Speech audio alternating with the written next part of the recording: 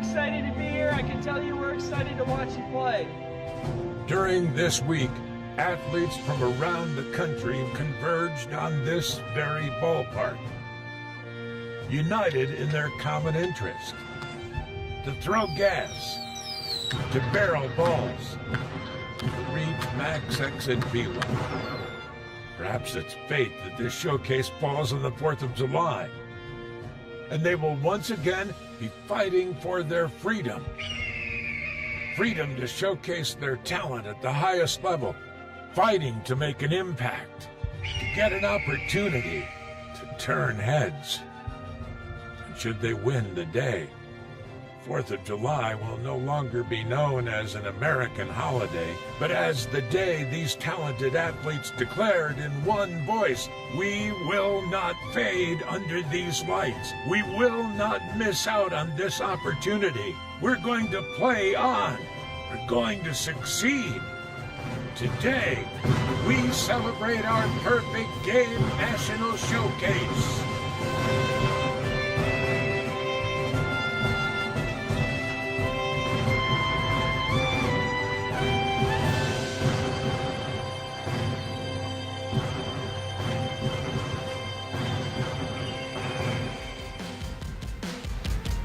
Happy 4th of July as Perfect Game National Showcase for 2024 continues today from Chase Field in Phoenix, Arizona. A matchup this morning against teams 5 and 7, the Green Team and Team Navy. With David Ronsley, I'm Mike Farron. Welcome back to Chase Field. Happy 4th to you. 248th anniversary of the Declaration of Independence today, Rons. And maybe not looking for independence from baseball today, but we are really excited about the 4 games that we have for you. 40 innings of baseball throughout this morning, afternoon, and evening as you get a look at the schedule today. Yeah, and this is a special day at every national showcase. It's the same schedule as the Junior National Showcase. You know, we've had drills every day. We've had the workouts, the 60s and stuff. Today is just pure baseball. And as you said, 40 innings of baseball. Looking forward to it. And they get a look at the rosters for today. First with the Navy team. They will be the Green Team. They are the visiting team. And we've seen all these players go through workouts. We've seen one game, so this is the second look at them. We're getting to know these players on Green and Navy very well. This is kind of the finishing touch to put the evaluation together for new rankings and especially for the All-American Classic. And the Navy team is in the field, and we are going to get a look at the starter for the Navy team. This is Zion Theopolis from Cincinnati Moeller High School, a 6'2", 196-pound right-hander committed to LSU. Well, Zion's been around a lot. We've seen him pitch a ton. He's ranked 31st in the class. And the thing that stands out to me is how mature he's always been on the mound. Yes, he's physically mature, but he brings the same stuff every time. He throws strikes. He performs. He's always been a high-level performer. You're going to see 91, 93 today with a 83, 85-mile-an-hour power slider. You're going to see a lot of strikes. He's coming off great performance at the WWBA 17 National Championship. Struck out 13 in 6 innings at that very prestigious event, pitching for Canes National. The Ohio Baseball Player of the Year for Gatorade, and also a first-team All-State performer a year ago at Moeller High School as he finishes his warm-up tosses. And you get a look at the Green lineup there. Sebastian Norman will lead things off. The lineups roll over from the next day, so Norman, who was hitting cleanup yesterday, will be the leadoff man. And this is an effort to try and make sure that everybody gets the same number of plate appearances or as close to it as you can get. Exactly. That's the whole idea. You know, your perfect lineup is when everybody hits 4. I think in this event, we're probably everybody's going to hit 4 times over the course of 2 games because they are fairly large teams. And, hey, hopefully we can get 5 at-bats in. We do have, let's see, between the 2 teams, it looks like 11 scheduled pitchers, 2 that are scheduled to go 1 inning each for the Navy team, and 5 pitchers for the Green team. We'll talk about Miggy Syme, their starter, coming up in just a little bit. But Theopolis is done with his warm-up tosses, and Sebastian Norman set to lead things off. A right-handed hitter committed to Oklahoma State from Springfield, Missouri, one of the top 25 players in the class. Is Theopolis ready? And the first pitch This is inside a ball, 1-0. And this is going to be power versus power. Theopolis with his power slider, power fastball. Norman, one of the strongest players in this 2025 class. Takes high for ball 2. But his exit velo off the tee, we quote all these exit velos in batting practice and game situations. He had 107 off the tee during drills. Inside, it's 3-0. He's got a pretty good reputation, too, as a guy who makes contact for a power hitter, right? Yes, he's the whole thing, and he looks like a SEC linebacker, but he also ran a 4.27 on my watch earlier this event, and he takes a 3-0 hack at that one. Remember, a walk will reset the ball count as a courtesy runner will come in, but the strike count is set. And look at that 3-0 swing again. And he takes a 3-1 inside, so he'll get a courtesy runner at first. And the count will reset to 0-1 to Norman. Yeah, perfect game rules. If this is your first perfect game tournament game, there are no walks or hit by pitches. You keep the strikes and get all fastballs after that, so it turns very advantageous for the hitter. Takes a fastball high at 91. We will provide some interesting data on the pitches when we get it throughout the day. Oh, and hit through the middle. It's a base hit. Courtesy runner stopping at second. Looks like it might be Aiden West who's running there. And that's a benefit of being strong as all get out. This looked like a double play ground ball up the middle, but it got up the middle so fast, got past the shortstop. Diego Velasquez will hit. Now, he actually did his workout yesterday. We got a chance to watch him in that, and he has a really nice all-field approach, it looks like. As he takes a strike. It's certainly very balanced stance, very direct, looks like it's going to be very repeatable. Committed to Southern Cal. Takes outside. It's 1-1. Yeah, Theopolis hasn't found that release point for a slider yet. And the slider is always an extremely important part of his repertoire.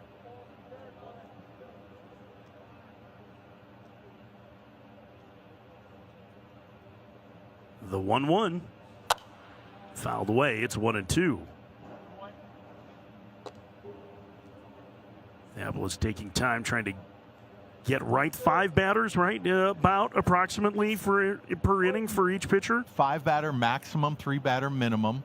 We get situations with the ghost runners where we'll get 3 outs and yet only have 2 batters having come up to the plate, in which case we'll remove any base runners that are on base and have 1 more hitter. So you need that minimum of 3. You need the pitchers to have their chance to show their stuff. So it's game-like conditions without being exactly like a game. It's a little bit more Sandlot-ish in that regard, 2-2. They're controlled to maximize the opportunities to evaluate the players. It's as simple as that. The weird thing, unusual thing about this event so far is that we've had a number of high-scoring games. Chopper towards the middle, and that should be a double play. An easy turn. 4-3 there for R.J. Machado, the second baseman. There's 2 outs and a man at third. I don't know whether we've seen more double plays, Mike, or more home runs. There's a ton of double plays in this game. It's a testament the fielders are, although this is about as easy as it gets right there. Machado with a good strong throw to first to get Velasquez. So to your point, there's a man at third with 2 outs here, but this will be the third hitter of the inning, and a liner to center field, and that'll get over the head of the center fielder and go all the way to the wall. Griffin Ennis is on his horse, rounding second, on his way to third. He will be there with a stand-up triple and runs that one at 107 miles an hour off the bat. That was crushed. He guessed fastball, got a fastball right down the pipe and knew what to do with it. And in this ballpark, yeah, that was square. In this ballpark, it's so fun to see the players run, and Ennis, a 6'4" runner. I was thinking, hey, can he get all the way around the bases? And he was running hard all the way into third base. This is one of the top ballparks for doubles and triples in the major leagues. It is not for home runs anymore, but that has more to do with the humidor here that they use for Major League Baseball as R.J. Holmes swings and misses. But they're not using the humidor here, so the ball will carry a little bit, but Again, we're watching 17-year-olds do things that I don't think we've ever seen them do before. I mean, 107 off the bat. We had some exit velocity access a few years ago. I have to believe that the exit velocities today in 2024 are significantly more than even 3 or 4 years ago. And the players just seem to be bigger. They're stronger. Their training techniques have been refined. The ways to create bat speed. And Griffin Ennis is not one of the bigger players here by any means. He's a wiry 6'4" center field type. And he's hitting the ball 107. And I just think that more so than velocity, we all know that velocity is up across every level of baseball. And it goes to follow that bat speed and impact velocity is also going to match that. And look at Holmes of the Oregon State commit. I really felt like where I noticed it was 2022 as Holmes launches one foul. St. Petersburg, right? And that was the class that just got drafted last year. That was an immensely talented high school class. But the number of balls that we saw going deep into the seats. Yes. Like Alfonso Rosario was like a seventh rounder. Put on one of the most impressive rounds of BP I think we've ever seen. Putting balls into the catwalk and everything. I think he nearly hit one into the Ray tank, too. And he homered in game as well, if I remember right. I mean, there's more home runs in game, more power in general, and still an awful lot of athleticism. And this with pitching getter better, too. So it is interesting that the games have been so high scoring. Yeah, and you were talking about that class of 2023. This 2025 class, in my opinion, for hitters, it's not a strong class yet for pitchers. The pitchers in this class are kind of evolving late. But for hitters, this is just a superior class in my mind. Holmes to left. He will be retired, and that'll end the inning. Green gets the lead, though, thanks to Griffin Ennis. This laser to center field for 3 bases. And they have a 1-0 lead as we head to the bottom of the first here at PG National.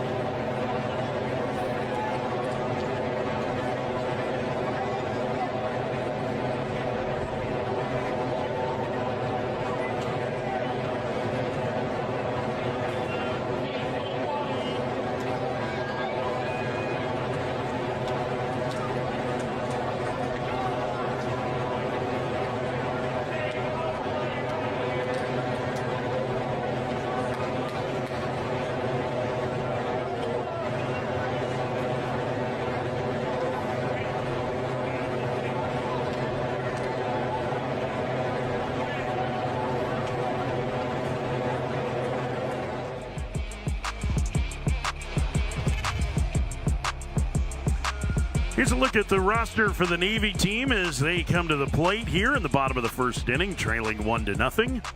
Got one player on there who's not here, Coy James, the number 9 prospect, has an injury that keeps him out, and I miss seeing him, one of the top hitters in the country.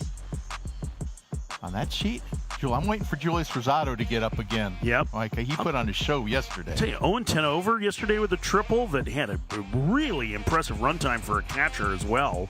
Triple into the right center field gap where he just turned it on. So you get a look there, and here is our starter today. And you were fired up when we walked in and saw that it was going to be Miggy Syme today making the start. Syme has a special arm. That's the only way to describe it. That graphic's wrong there. Miguel Syme, a 6'3", 235-pounder from Brooklyn, New York, has been up to 99. Hit 99 at the Jupiter WWBA World Championships. There we go. And this is a special arm. A great kid. We haven't seen him throw that much. He's only thrown 10 innings in PG events in the last 3 years, but they've been so awesome. He's a strike thrower, or has a record of being a strike thrower. I'm sure his heart beats a little high now, but we could see something special here, Mike, from this young man. Taylor Belza will lead off. How's the catcher from Ohio, committed to Auburn. And Syme ready to go. And the big righty rocks and fires, and the first pitch, a sinker at 97. All right. Just warming up, Ron. Yes, we're just warming up. And Bells is the type of hitter, he's not going to back down. He's one of the best hitting catchers in the class. He's going to be up there geared for the velocity. These kids all know who each other are. 2-0 the count, and a quick meeting here early on for the green team. Sam Schwab, a catcher for green, going out real quick. 2-0 the count to Belza. Auburn has a pretty good left-handed hitting catcher right now. You would think that he could slide right in after Ike Irish goes in the draft next year. Outside, it's 3-0. There's Ike Irish, a former perfect game All-American. Boy, can he hit. And the thing is, when Irish was in the national showcase and all that, he was a defensive guy. Wow. He had the best arm, one of the best arms in that class. And the swing was a bit long. It took a long time to get there. But he went to the same high school as Nolan Schubart, who's really hit. Another perfect game All-American. Playing for Team USA this summer, yeah. And those guys have just blossomed in the college game. Here's the 3-1 to Belza. Inside, ball 4 at 98. So the leadoff man walks. The count will reset to 0-1 as a courtesy runner heads to first. Well, turning back the clock to the top of the first, remember Theopolis walked the first hitter on 5 pitches. It is so common in perfect game showcases, whether we're at a little regional showcase in High Point, North Carolina, or in a big league ballpark, for pitchers to walk the first hitters. They're going out to the mound, really juiced, high heartbeat, and it takes him a few pitches to calm down. He just let off a bit on that 93-mile-an-hour sinker. And that one had more dive than run, it looked like, on it. Really good pitch. It's 0-2 to Belza.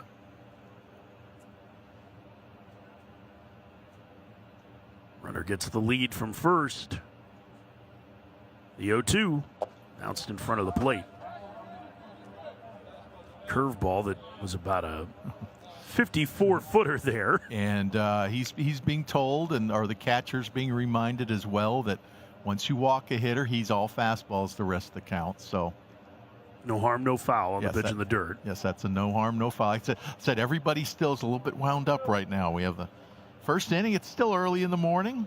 Little start earlier start today at 8:30 local Arizona time. 1-2 fouled away. At 96, we are inside in the air-conditioned comfort of Chase Field. The roof closed for this event, so you didn't get the full extended spring training or Arizona Complex League experience. There's a reason they call it the Fire League, right? So, Mike, I don't know how many hundreds of games I've seen outside in Arizona over the last 35 years. Enough, probably, right? Yes. That's the right number. One too many is actually the right answer. Well, for the most part, Syme has been 94 to 97 with that fastball. He has shown a sinker at times, but mostly working with a four-seamer. And as you mentioned, he's starting to dial in that command a little bit better, it looks like here, too.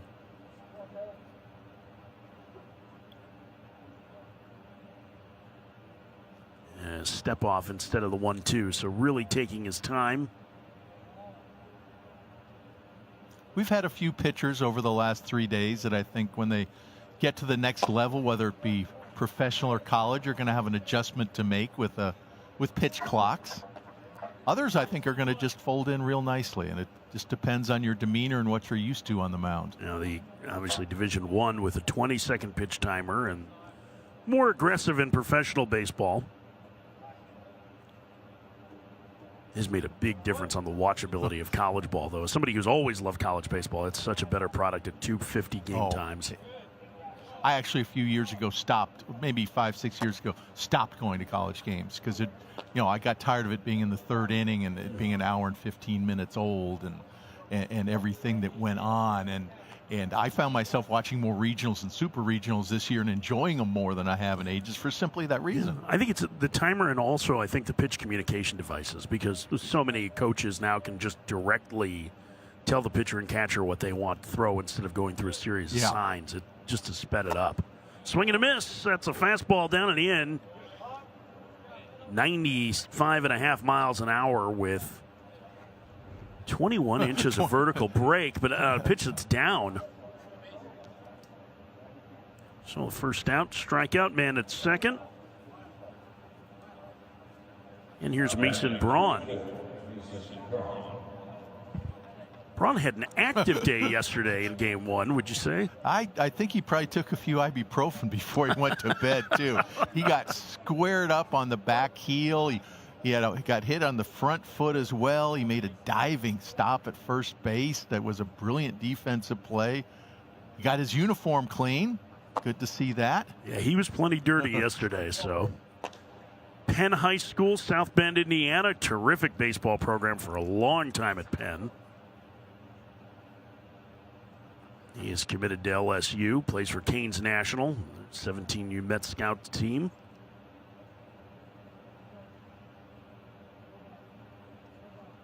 One and 0 the count, and then when in the dirt, count 2-0.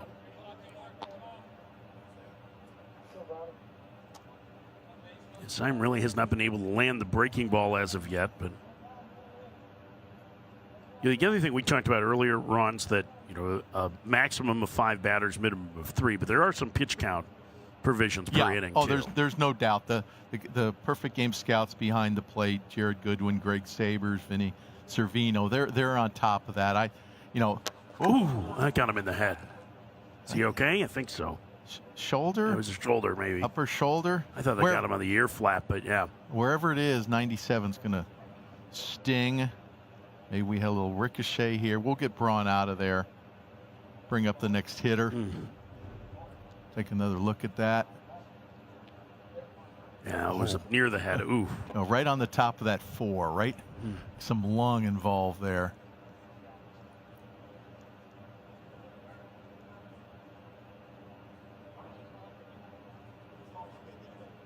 Yeah, not in his back. And generally in this situation, they'll give Braun a little extra time. Yeah, they'll bring up the next hitter. I think the next hitter is Boston Kellner. Oh, he wants to stay in there. All right. Oh, no, that's... Okay. Braun's ready to go. Well, he has some added muscles in that back and arms too. He's worked on getting strong, and it shows. And he's also probably figuring, if I go back and sit down on the bench, he's going to stiffen up. But he's also scheduled to play 9 innings in the field this game, so he's going to have enough chance to move around. And he's a former travel hockey player, so I'm assuming that's where the toughness comes in, right? 3 or 4 times he's been hit by a pitch already. And the count resets for him, so it's 1-0. First and second, 1 out. Navy batting down 1-0. We're in the bottom of the first inning of our opening game for day 4 of Perfect Games National Showcase. And the count 2-0 to Braun now. Excuse me, 1-1. That was called a strike. A little generous. Syme's got to be getting close to a pitch count for this inning, too. Yeah, generally 25 is about what we'll keep him at. 50 over 2 innings, 25 in an inning is when you're really going to start monitoring it. And one thing, looking at Syme, and he's having trouble locating the fastball. Except for that pitch that hit Braun, he's been fairly consistent. He's missing down. There hasn't been a lot of scattering the fastballs with the exception of that pitch that got Braun. Ooh, and that one got him again. Same place. I don't think he's going to have the option of staying in there now. That one at 95. Braun just getting beat up. I think I just Heard Greg Sabers behind the plate. You'll switch it up. Yep, and we're going to, and that's going to be it for Simons. He'll get a chance to get a deep breath and reset. Not how he wanted the inning to go today. Showed good arm strength. He'll get a chance to reset for a second inning here coming up. 1-0 Green leads Navy at the end of one. Day 4, PG National, PGTV.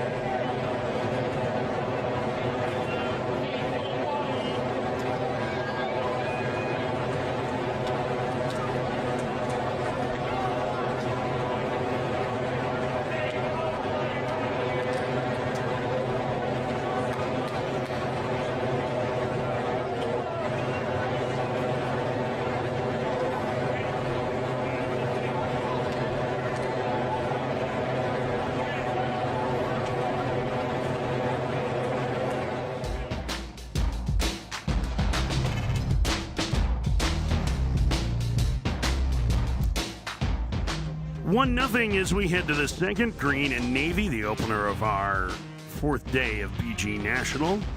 Theopolis beginning his second inning of work for the Navy team.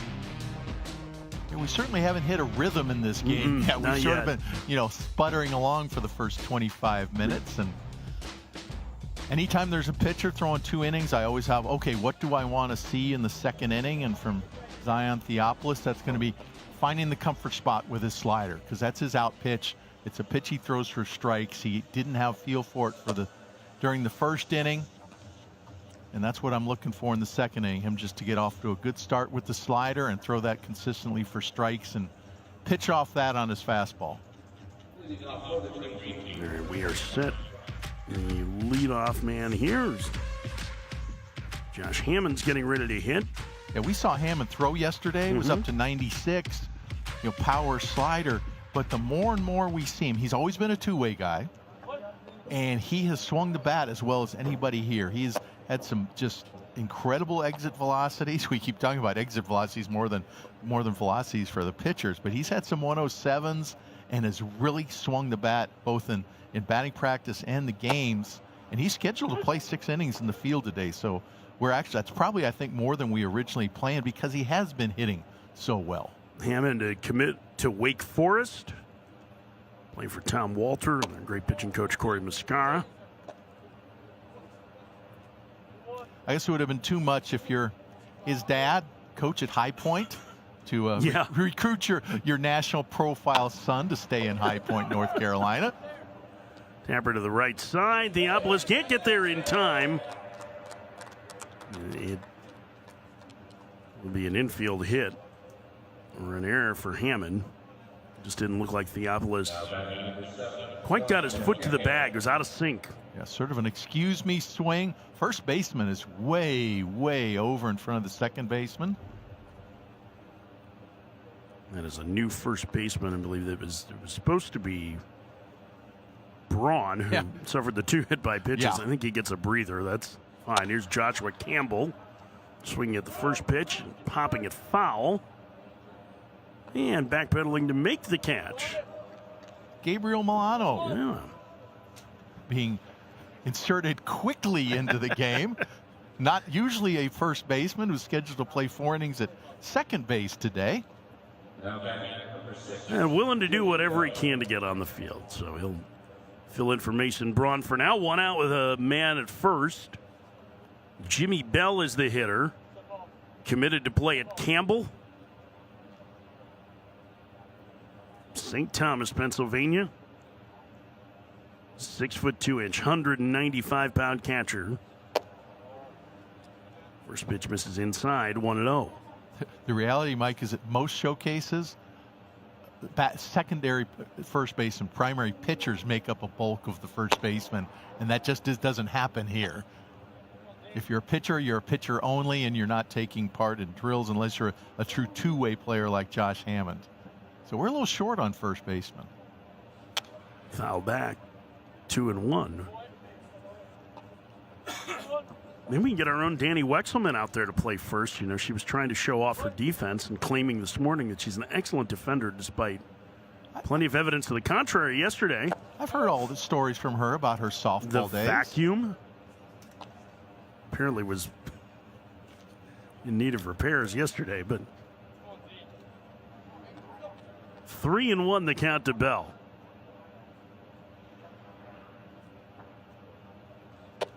And that'll be a walk.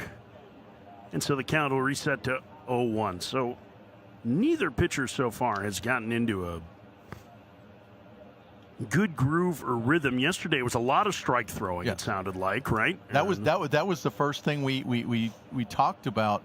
You know, I got to the park this morning with a few people. It's like, hey, let's do what we did yesterday and have lots of strikes. And that's, you know, from a scouting and evaluatory perspective, that is the number one thing you want to see in a showcase game is pitchers throwing strikes, because everything falls into place after that. If their stuff is great, then they dominate and the game moves along. If their stuff isn't dominant, then the hitters have a day, but you get to, you know, do your evaluations and see the best level of baseball you can. There's a lot of movement on that fastball running in under the hands of Bell. It's 1-1. 17 inches. 17 inches of horizontal. Just to put that in perspective, the plate is 17 inches wide. So, yeah, the numbers. One of the numbers I like when you use the horizontal and the vertical. that one lined into left field, a base hit. They're going to wave the courtesy, the runner around third. Hammond coming to the plate. The throw dropped. It's an RBI single and 2-0 Green. Hammond using his speed on the bases, beat up the infield hit. Scores from second. I didn't think he had much of a chance on this. A good throw, I think, would have had him easily, but Bell squaring that ball up. Just a little bit of tail on that throw. Hard ball for the catcher to handle cleanly. I think if he does, though, you're right. I mean, he's got a play on him. As Ryan Foscalo, the Kentucky commit, stands in. Outfielder swings and misses, 0-1. But you were talking about horizontal break before. Yeah, the horizontal break on the fastball, that was 15 inches, and that's part of Theopolis's pitch profile, is he's getting lots of running action on his fastball.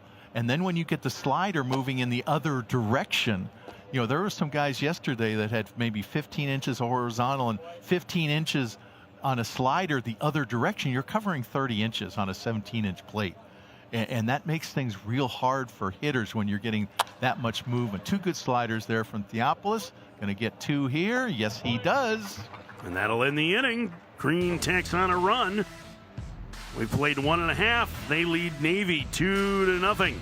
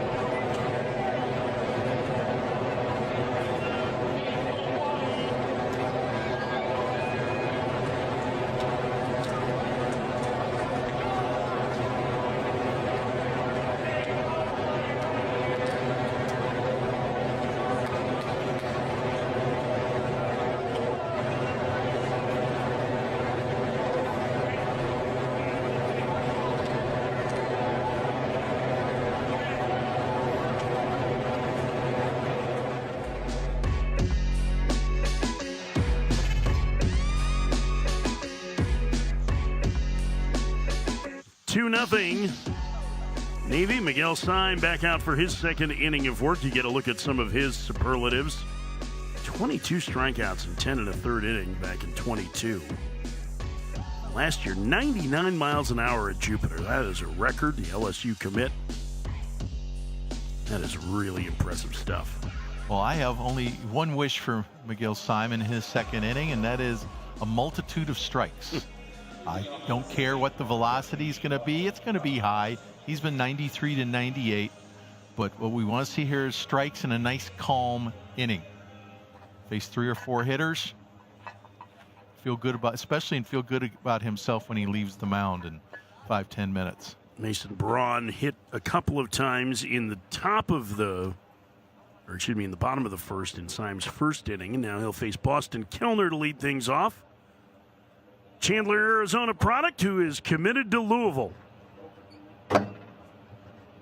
First pitch. It's a breaking ball that he checks up on. It's 1-0. Kellner was a festival player back when he was 13, 14 years old. Lived in Colorado then. Played his first 2 years of high school baseball in Colorado before moving to Arizona. Had 12 homers this year at Hamilton High School, which is a terrific program in the state of Arizona.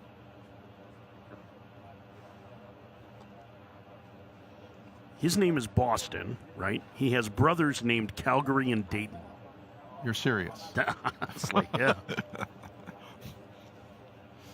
Okay. Cities of the world popped up. And an easy play for the second baseman. Kellner, the leadoff man, gone here in the second. And 0-10 over will hit. 10 over, a right-handed hitter, 195-pound catcher from Brooklyn, New York. He's committed to Indiana. Showed off good athleticism yesterday, I thought, on that triple. He got into high gear a couple of different times. Yeah, he's been very impressive across the board so far. You know, that triple certainly resonates, but he's caught the ball well. He's thrown well. And I've mentioned many times on broadcasts the last 3 days, this class is wide open for catchers to move up in the rankings, to claim a spot on in the All-American Classic. We only have 2 catchers in the top 70 in the class, as a matter of fact. As that pitch gets way away. It's not quite the same as last year with like a Kate Arambidi or the year before with a Blake Mitchell, right? Yeah. Where you had these kind of well-known, well-regarded catchers that had... Well, really, our only top 50 catcher is Omar Cerna, who's been the #1 catcher in the class for some time, but he's injured. He has an oblique problem and hasn't played at all yet this summer, and I'm not sure whether last I heard, whether he was going to be able to play. You know, obliques can be such, tricky injuries to rehab. Down 2-1. That fastball at 96 on the corner, and that was the best located fastball of the day from Syme. 2-1. Roller to first. And Syme will beat the man there, 2 outs. We really ate him up with that sinker, too. There's not a lot of horizontal movement on it, but at 97 in on the hands, that's no fun. You could, with the kind of heavy life, with the sheer velocity, Syme doesn't have to be pitching to corners. If he's able to get in kitchens like that, that's all the benefit. He just needs to be over the plate with that kind of raw stuff. 2 outs for Luke Billings. He is going to do some catching here today, actually. I think with what you talked about in mind, he's a top 50 player in this class, and uncommitted from Prosper, Texas. Yeah, and he's a very versatile player. He's played outfield, he's played infield, he's been in the low 90s on the mound. We saw him swing the bat very well yesterday at a ringing double, I believe the right center field gap. Runs very well. 2-time first-team All-State performer in Texas. Takes low, it's 1-1. Yeah, you look at his resume on his profile page in Perfect Game, and the top results: 91 fastball, 6.7 runner, 94 outfield, 88 infield, 82 with a 1.94 catching. He fills up the resume. In some of the scouting reports I'm on at PG.org, that one of the things that stands out is that Scouts here feel like he could play all 9 positions, and I think that's one of the reasons why they are excited to see him behind the plate today. He will catch the 3rd inning. 1-2. Bounced up there. Catcher's doing a nice job there, blocking that pitch. Sam Schwab there behind the plate, just deadening that. But that was one of the tougher ones. That bounced right around the plate, got it in the upper chest protector, but just deadened it right in front of him. The most impressive thing, of course, about that block is there's nobody on base. He didn't have to do that. 2-2. Swing and a miss. Just powdered it past him, and a really strong finish to Syme's outing today. Miggy Syme struggled with his control in his first inning, but much sharper here, David. Yeah, and this is what you want to see when he came out for the inning. A nice 3 or 4 hitter inning, throw strikes with the fastball. We saw it right there. 2-0 Green as we head to the 3rd.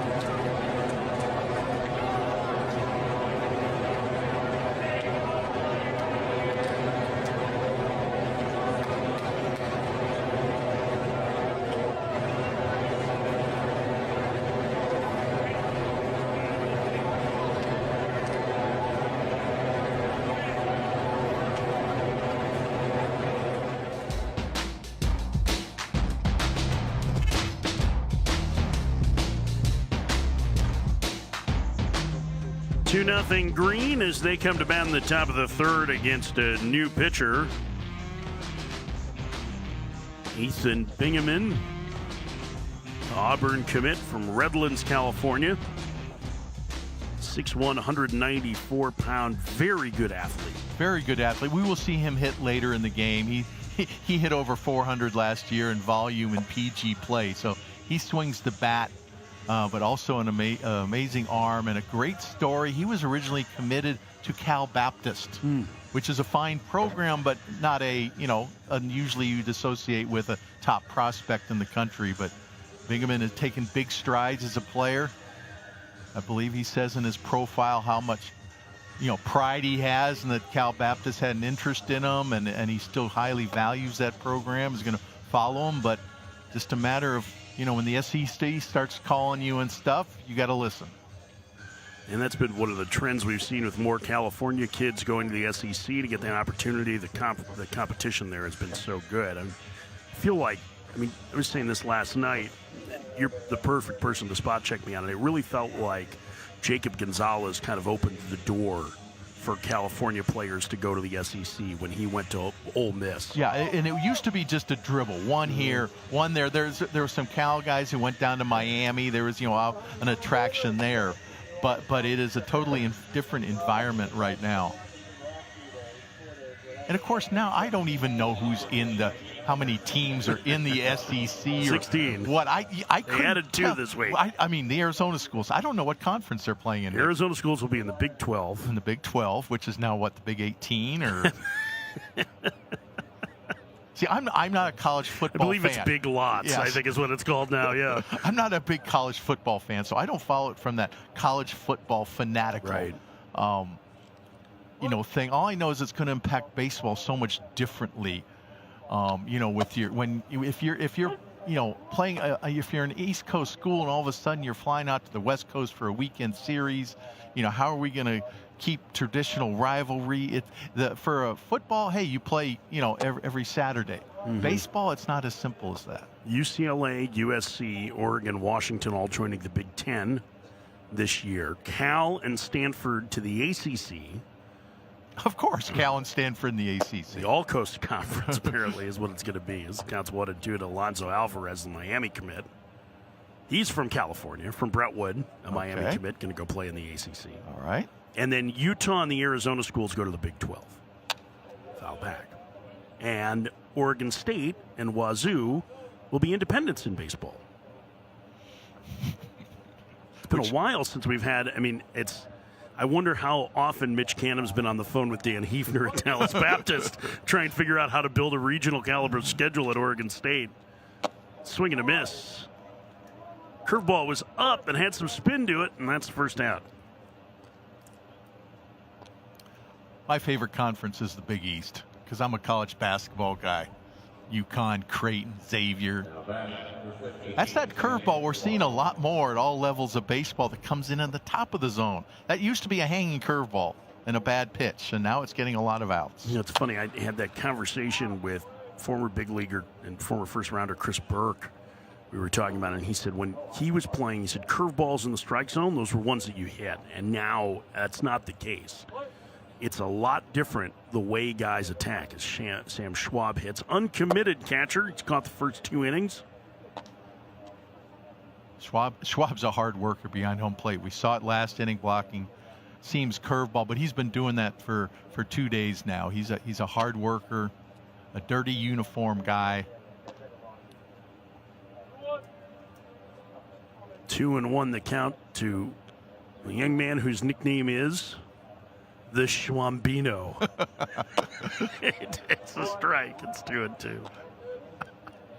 I wonder whether 17-year-olds know the Schwam. They know Hamilton Porter from The Sandlot, okay, right? Okay. And he's the great Hambino, right? Okay. So that's, I'm not sure that they know Babe Ruth. That was nasty. There's the big curveball. I think he located that where he wanted at that time. Back-to-back strikeouts. Let's see that pitch again. That snapped off.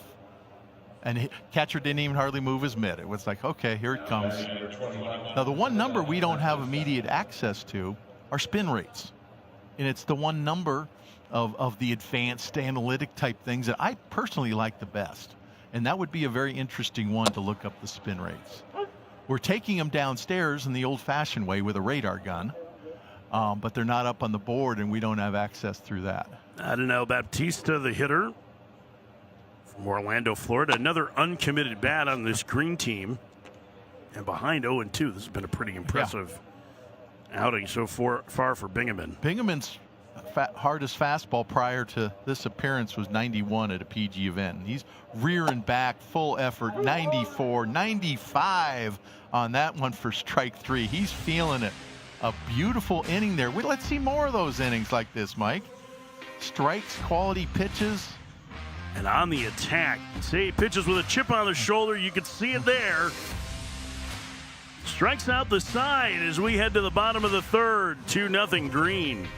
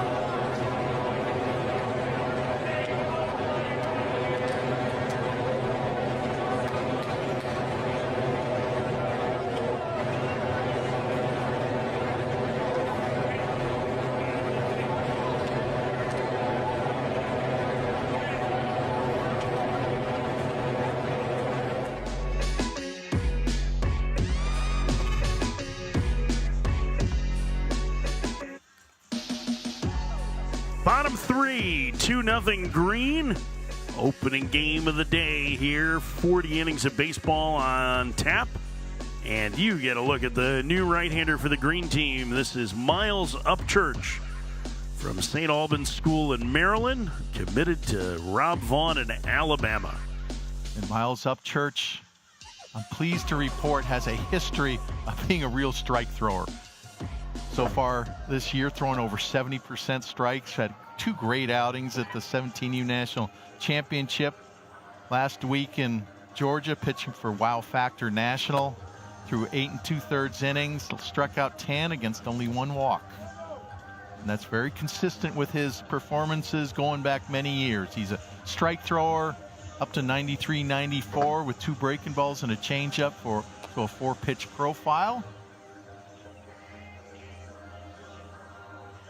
And let's see if he can match Ethan Bingaman from last inning with the strikes and the quality of the strikes. Little different frame than Bingaman. 6'4", 215 for Upchurch. He's got that kind of more traditional starting pitcher build, and there's a lot of projection left in that body, you can tell. Yeah, young face. That's a we're not shaving yet type face. Eddie Zahn, the Miami commit, leads off and fouls the first pitch back. That sinker at almost 95. Can we round up in this? Oh yes, no, we definitely allowed to round up. Oh yes, okay. You're encouraged to round I just up. want to. We had about a 15-minute conversation behind the backstop on the first day about that. Nothing that I enjoy more than 15-minute conversations about decimal points. Well, you know, when you're going to be sitting back there for 75 hours and 5 days with the same people. How many of your cohorts down there know what a decimal point is? No, just kidding. 1 and 2 count. That's right. Zukowski's not here anymore. Yeah. Although he's listening. You can I know shout he at- is. No, I know he is. We've been texting through the first 2 days. So, great director Rob Duke, our longtime friend, former analyst on a number of these broadcasts, and our Perfect Game All-American broadcasts on radio. Brian Zukowski now at Duke. 2-2. Outside, 3-2. Got a chance to see him a fair amount during the year, and really excited about the progress of that Duke program. Oh yes. Upchurch dialing up to 96 now.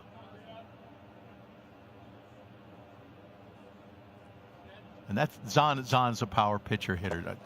I'd be surprised if he was able to get a fastball even at 95, 96 past Zahn. Well, he tried to go to a 3-2 slider there and bounced it, and I have to think you're going to see that again. 0-2 as Presley Corville will run. And I expect Presley Corville to run. Now, he's a catcher, though, too, but he's got really good speed, 6.37 in the 60, and he's been very aggressive coming out to be a ghost runner. You know, the guys who come out to ghost run, they want to run.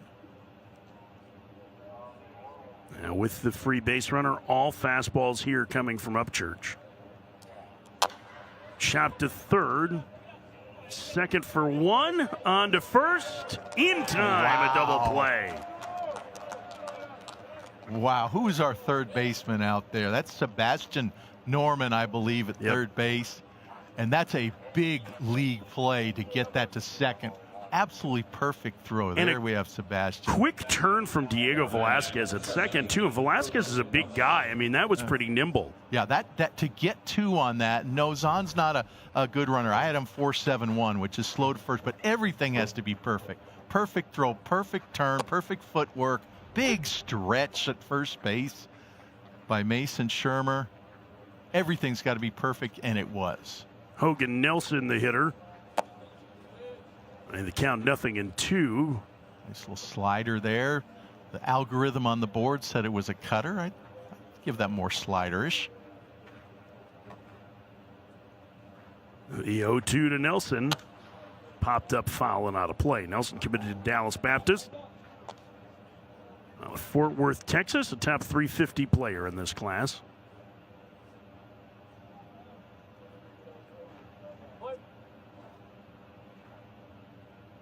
And the 0-2. Swing and a miss. And we'll get one more hitter here despite 3 outs because the first man walked and then was erased on a double play. So bonus baseball in this inning. This is very quietly some of the best stuff we've seen, and we're on day 4 of the PG National. It's firm. It's 94, 96.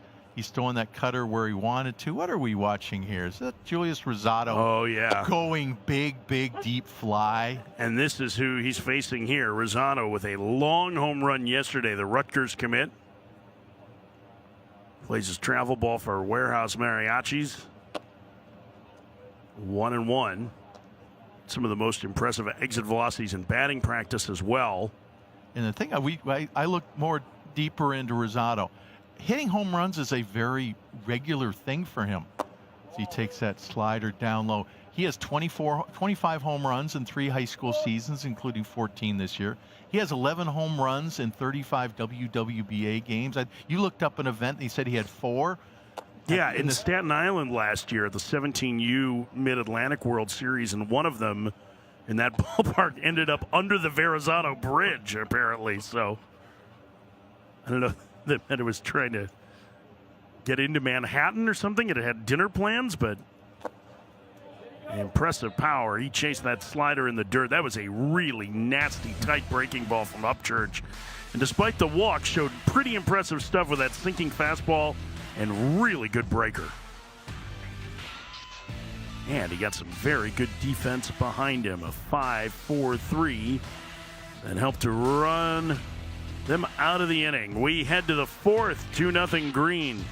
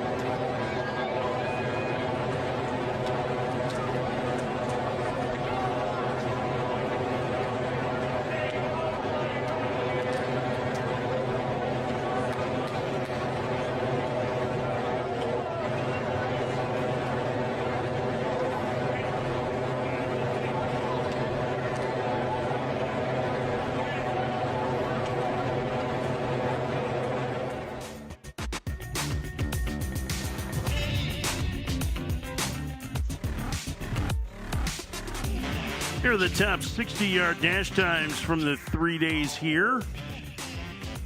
And Mike, these disappoint me. The Diamondbacks must be watering the outfield or something, because you always have 6-1s and 6-2s, a ton of them at this national showcase, and we couldn't break 6-3-1. Tip of the hat to Trevor Gottseg, and I sold that 6-3-1 after the first round. I said, oh, plenty of people are going to beat that. No such thing happening. Such luck, huh? Mason Shermer, the hitter, a Missouri commit. Big first baseman leads off for Green as they lead 2-0, and that one fouled away. And Ethan Bingaman continues to attack the zone. Bingaman's intense out there. He is wound tight, and usually when you see wound tight, you're thinking, okay, he's going to be inconsistent, reliever profile, whatever. But he's so athletic. You know, full effort on this fastball, a little less effort on that changeup right there. He tipped that one. He was more erect taller when he threw it. Kind of firm at 88. In fact, the data looked at it like it was a sinker, right? Yeah. I think probably because of the velocity, and it was a little flat. But he tried it. But you see his normal on his curveball and his fastball. He's pulling his head down hard. There's a lot of effort there. But as we saw in the first inning, he was throwing pitches, both the curveball and the fastball, really exactly where he wanted and them. He'll be into the lineup next inning in the 5th, too. I mean, he is going to hit in this event, so get a chance to look at the Auburn commit at the plate, too.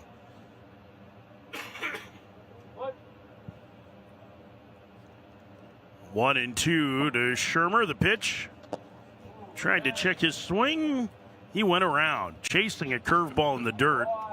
And that's 4 batters face 4 strikeouts for Bingaman. Bingaman been really impressive. This has been the best strike thrower we've seen so far today, too. Yeah, it's nasty stuff. It strikes. You know, that wasn't even close to the zone and completely fooled Shermer. And good job by Luke Billings. Not a full-time catcher, a developing catcher behind the plate to block that pitch. And look at the change. He's messing with eyesight now. He's throwing that fastball right across the numbers at 94, 95, and then dropping that curveball from the same slot. Mateusz Bubinek is from Czechoslovakia. Plays at the P27 Academy. 6'3", 225-pound catcher, plays for FTB Phillies. Tardy there, it's 1-2.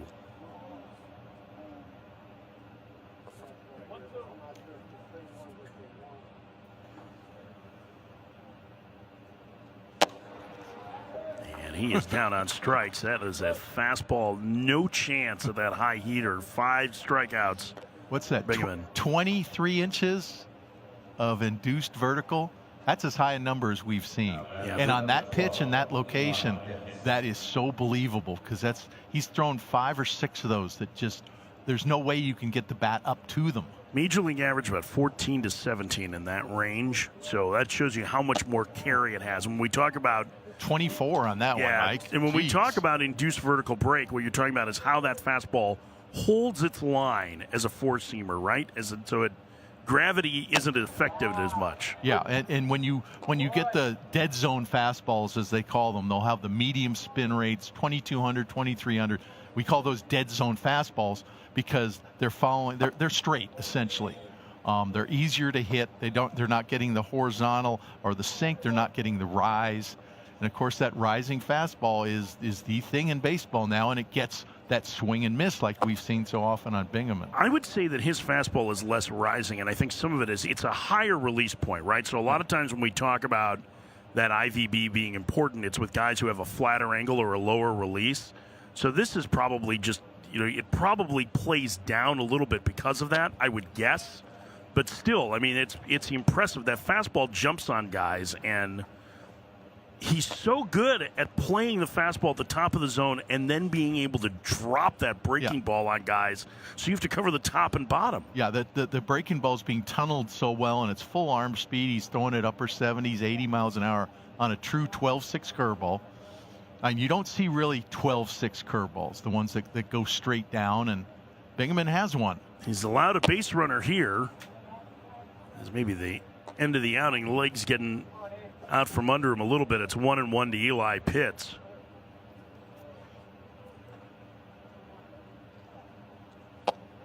Pitts heading to South Carolina, takes high. It's 2-1.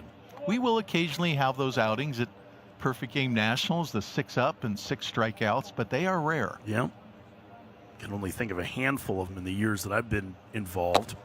Swing and a miss, 2-2. Seeing Noble Meyer maybe comes to mind as one who had one. He was pretty abusive. That was he nasty. didn't even look like he'd broken a sweat. Cody Medeiros. Oh, man. Oh, I loved Cody Medeiros. Left-hander, funky as all get out. First rounder of the Brewers, right? Just never threw enough strikes, but he had as good a curveball as you will ever see at this age. 3-2 the count to Pitts. The runner goes, swing and a miss. 6 strikeouts, 1 walk, and a terrific performance from Ethan Bingaman. The Auburn commit from Redlands, California, showing off today here at PG National. Yeah, this is really impressive, David. Yeah, and I hope we get to see both pitches there. There's the fastball. There's the breaking ball.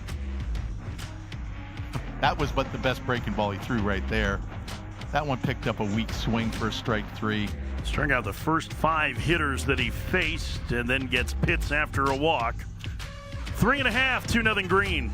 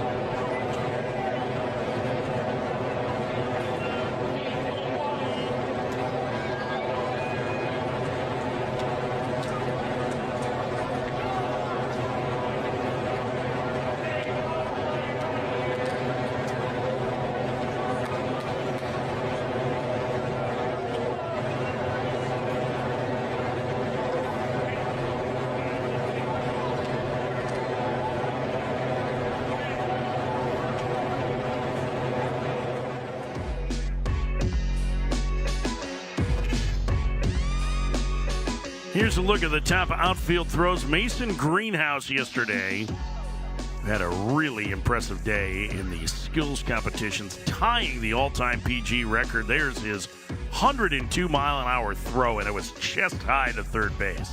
And what's impressive about that wasn't him just I mean, he's trying to throw hard, obviously, but there's footwork involved. Those were pretty game actions there. And we've had 3 straight years at 102. Is that maybe the ceiling for outfield velocities? I don't know. Somebody's going to get to 103. Well, they'll be trying. It'll happen. They'll be trying. But yeah, Mason Greenhouse took a great BP yesterday. He's a well-known prospect. It doesn't surprise me. He threw 102. And if he starts swinging the bat like he did in BP yesterday, we're going to be hearing a lot more about him. Miles Upchurch, second inning of work, facing Brendan Horn. Infielder set to go to Vanderbilt. Now, Horn impressed me yesterday because he's very young. He's one of the younger players here. I think he just turned 17. He's also from New Hampshire, and New Hampshire just doesn't produce many national-level baseball players. Swing and a miss. Horn down on strikes. Horn down on strikes. That was what the board is calling a cutter. I think Upchurch is going to call it a slider, but he's gotten a number of really weak swings with it so far. It's kind of in between that gyro spin of a true slider and that sweeping break of what we call a sweeping slider, and I think that's kind of how cutters get labeled now. But in the end, it's going to be what he calls it. He's going to call it a slider. We call it a breaking ball up here. So Barjam is uncommitted. Canes Midwest. Miami, Florida product. Swings and misses. And that was the bigger one. That was the bigger one. Was 81 versus 86. And in his past performances and profiles, Upchurch lists 4 pitches at least. So he does have the ability to add and subtract from that curveball, or that breaking ball, I should say. And then you couple that with, how much horizontal on that one. 19 inches. 19 inches. Again, the plate 17. So that started at the left-handed batter's box and ran back over the outside corner. He tried to do it again and missed. Kind of tugged on that off speed.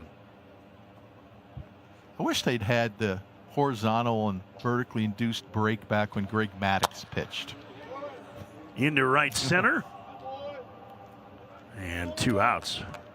Do you think that, okay, but what if they did that without being able to put pine tar on the ball? Well, the game has always changed with what you are allowed to do. You can take all the rules with you if you want to. Come on. Yeah, and Mike Scott and his split finger fastball too, dropping they probably had 20 inches of downward vertical. It's like, no, the game changes, Mike. It evolves. Here's Ethan Bingaman after his 6 strikeout performance on the mound. His first plate appearance. Very impressive outing for Bingaman today. 7 batters faced. Not a single ball in play. 6 strikeouts, 1 walk. Takes a strike. Boy, he can really dot that glove side, can't he? That's impressive. Yeah, it's dominating glove side. I think when he's going to get inside is with that fastball movement, but he's very glove side focused and repeats his delivery and mechanics well enough to get it there consistently. It's all the way over on the first base side of the rubber, but with as much run as he gets, Ron, it's like he start a fastball middle and let it run under those hands. He could break a bat here, 2-2. Doesn't seem like that's part of his plan right now. No. But man, I would love to see him break a bat. Oh, you're a broken bat guy. Oh, I love broken bats. I'm old school, man. Like it's. Swing and a miss. There was the one you might have gotten a broken bat on. I mean, that was again 19 inches of run, right? So It started outer third and ends up in under his hands. And Bingham's pulling that back leg out because he's trying to get out of the way of the ball. And he got strike 3. That was unfair. Of course, Bingham threw some unfair pitches too, but he just had it turned around on him. Outstanding pitching from both Ethan Bingaman and Miles Upchurch. That's not fair, spotting that on the outside corner. Grab some bench. 2-0 Green.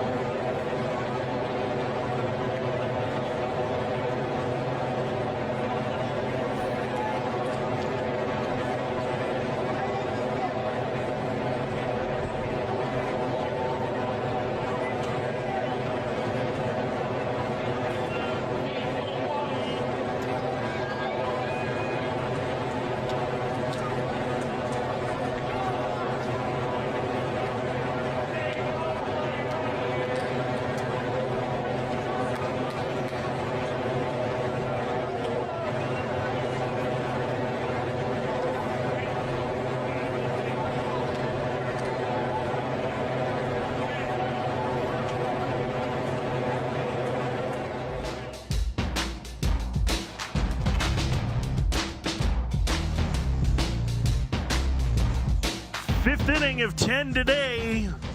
In this first game, Green and Navy. First of 4 at PG National. David Ronsley, Mike Farron. And our new pitcher is the projectable right-hander Clayton Arma, 6'4", 190 pounds. Great Falls, Virginia. St. John's College Prep. Another Auburn commit. This has got to get Butch Thompson and his crew's got to be salivating watching this. Everett Tiford. Yeah, those broad shoulders, narrow waist, narrow high waist. They said he's so many years away from being physically mature. He might end up 6'5", 225. You just don't know. He's got the high water pants going too. That makes me wonder if he grew 2 inches on his way to the tournament today. Dylan Dubovic will lead things off. He was one of the top outfield throwers here. Third baseman, committed to Miami, takes a strike. 91 on the inside corner, working right from the middle of the rubber. All right, so let's talk a little bit about Arma and projection. That's a nice play at short and a strong throw. Well, I'm kind of cheating it here, and this is a trick you can use in our database. And you go back and, for a player like Arma, who's been pitching in WWB events since he was, before high school. And I can look back and see in 2021 at the 14U National Championships, he's playing for the Richmond Braves, and he's rostered at 6'3", 165. And then in 2022, he was already listed at 6'4", 170. So he's been tall. He hasn't really grown high in the last 2-3 years. So I think 6'4" is going to be his ending height, but there's just so much room to fill in there.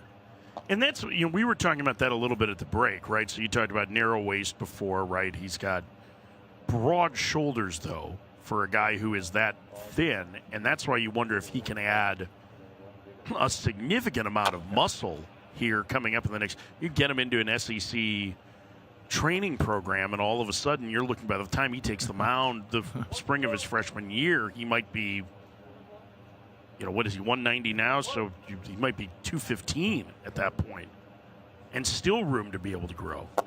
Swing and a miss, and he's got a feel for breaking ball. That was really good. Yeah, and he's tunneling the fastball and the breaking ball real well. It's a high 3/4, almost over the top, but some pitchers they throw for an over the top and it looks forced. That looks like his natural arm slot. It comes very easily. He got good extension out in front of him. He might have better extension on that curveball than he does on the fastball. 2 outs for Sebastian Norman, his second plate appearance here today. Takes upstairs, 1-0. Fastball with good carry at 92. 22 inches on that. And he lands the breaking ball for a strike. He's got good feel for that already. Again, that's the same thing we were talking about with Ethan Bingaman. You're starting the pitches off in the same place. The eye level is the same. One's maintaining the plane, and the other one's going straight down, 12-6. And that just messes with the batter's eyes and eyesight. Had a little more sweep to it, but it's still in the strike zone. He has the feel for throwing that breaking ball for strikes. And now I wonder if with 2 strikes, I'd love to see him bounce one just to see what it looks like if he can get some chase. Whether he throws it hard enough to be effective bouncing it. Oh, boy, he painted that fastball at the bottom of the zone. That's where that carry helps at the bottom of the zone, too, because it kind of, as a hitter, I think you give up on that. Yeah. And a lot of times that very easily could have been strike 3. Yeah, that was 22 inches there. Norman did give up on that, no doubt. You could tell by his body language. Chopped to third and off the glove. And down the left field line, Norman chugging for second and in there with a double. Austin Kellner, the third baseman, unable to come up with that one. Well, I'm going to give Kellner a pass on that because we saw that. That looked like a simple chop ground ball to third base, right? That was 100 miles an hour off the bat. Yeah, he chopped it right into that hard ground in front of the big league plate there, but that got on Kellner quick and high. Yeah, it's one of those things, too, where he was positioned kind of in closer to the bag. It makes it a little bit tougher play. Here's Diego Velasquez. Swing and a miss. Yeah, Velasquez just that's such an angular body. You pointed out when he made that turn at second. That That's a different build for a middle infielder. Yeah, he looks bigger than 6'2". But look at how easy his swing is. And that was what stood out yesterday as he lines a base hit back through the middle. Norman around third, heading home. The throw to the plate cut off. Velasquez an RBI single, 3-0 Green. That easy swing that he has, and that's what we saw yesterday, peppering the gaps, working off. He had kind of a pro BP session, right? First couple of swings were the other way. Really like that. Yeah, Good hands. Mike, we always known that you're a card-carrying scout who doubles with your voice. No. But great call there on the swing for Velasquez. I fake it. And everybody rolls their eyes at me. I know, Ron's. It's okay, but I'm not going to change at this point. You're an honorary scout, Mike, no matter what you say. What is it that Groucho said about not wanting to be a member of any club that would have him? Griffin Ennis tripled home a run in the first, a line shot at 107 miles an hour over the center fielder's head. The 0-1. There's a strike, 0-2. I think the hardest exit velocities in game we've had. Sean Gamble had 108 yesterday. Julius Rosado for his home run was 107. Ennis 107. I'm trying to remember with the games that I've broadcast if there's anything more than 107, 108. I don't think there has been. And they get the man picked off. Velasquez breaking early. He's going to be hung up and tagged out as he heads back to first. And the inning is over. But Diego Velasquez delivers an RBI base hit. It'll push the lead to 3-0 for Green. As you see, there's Norman's double. That's the old minus 30-degree launch angle. Yeah, that ball would have carried onto the grass. That had serious top spin off the barrel.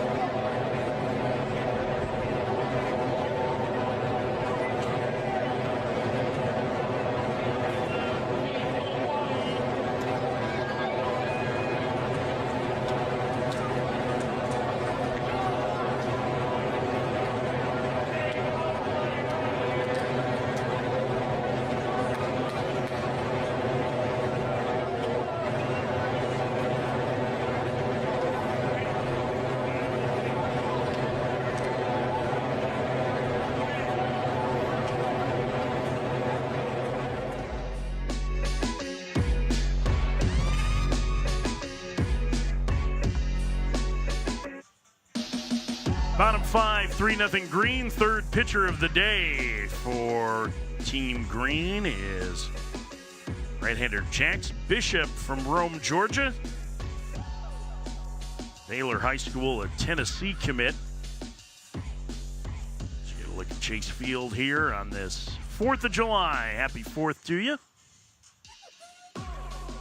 Yeah, Jax has always been one of the more polished pitchers in this class. He was a 13U Select Festival in 2020, 14U Select Festival player in 2021. More of a touch and feel guy. Tops out at 89 to 91, but really throws a lot of strikes, good breaking stuff, and can really sequence his pitch as well. You'll get a kick out of this. His comp for his slider was Kevin Kopps, the former Golden Spikes Award winner at the University of Arkansas, who's now in the minor leagues with the Padres. I was going to say. Remember, Kevin Kopps was one of those players who had a really rough career at Arkansas until his senior year there, and then it was on that 21 team that was incredible and ended up winning the Golden Spikes Award as a reliever. But that was his comp for it. Isn't that interesting? Interesting. Yeah. So yeah, thank you for bailing out on who that actually is. And actually, you look through the different events and everything, and Bishop calls it a slider. Scouts tend to call it a curveball, and that's telling me that it has significant depth to it. I wonder if it's maybe two different, or he can change the shape a little bit on it too. I'm guessing that's the case. And a mature pitcher like Bishop who can manipulate the velocity, manipulate shape, 92, that's higher than, and we've seen Jack's pitch a ton, and we've never seen 92 from him, so that's nice. Gabriel Milano, the leadoff hitter here.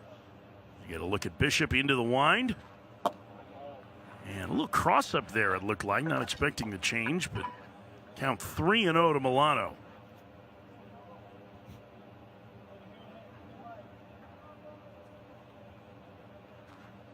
Upstairs. And it's a leadoff walk. We'll get the courtesy runner, and the count will reset to 0-0 for Milano. We've got to call it a ghost runner, Mike. That term, I understand in the big leagues and extra innings, they call that a ghost runner now. Well, they call it a lot of different things. Okay. Zombie runner. Zombie runner. Because I can tell you the exact provenance of the term ghost runner. Oh. And that was in 2020 at the PG National Showcase, the first post-COVID event that we had at Hoover, Alabama. And it was also the first game that Danny Wexelman ever did play-by-play. And we sat in the booth, and what are we going to call this runner at a PG Showcase? And this is pre-big league, extra inning second baseman stuff. And Danny came up with ghost runner, and we ran with that, from that moment on. So when the accounting for that term comes in, that's Danny's. She has always been a thought leader. Runner goes on Milano in the air down the right field line. Long run, and it'll fall foul. 0-2.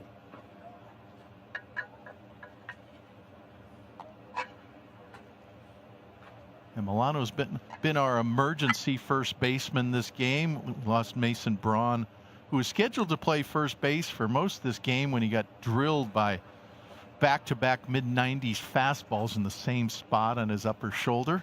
I hope Mason's doing well in the Navy dugout. Yeah. I would love to see him taking that bat later in the game.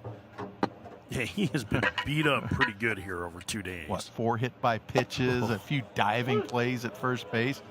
Called strike 3. Milano's out number 1.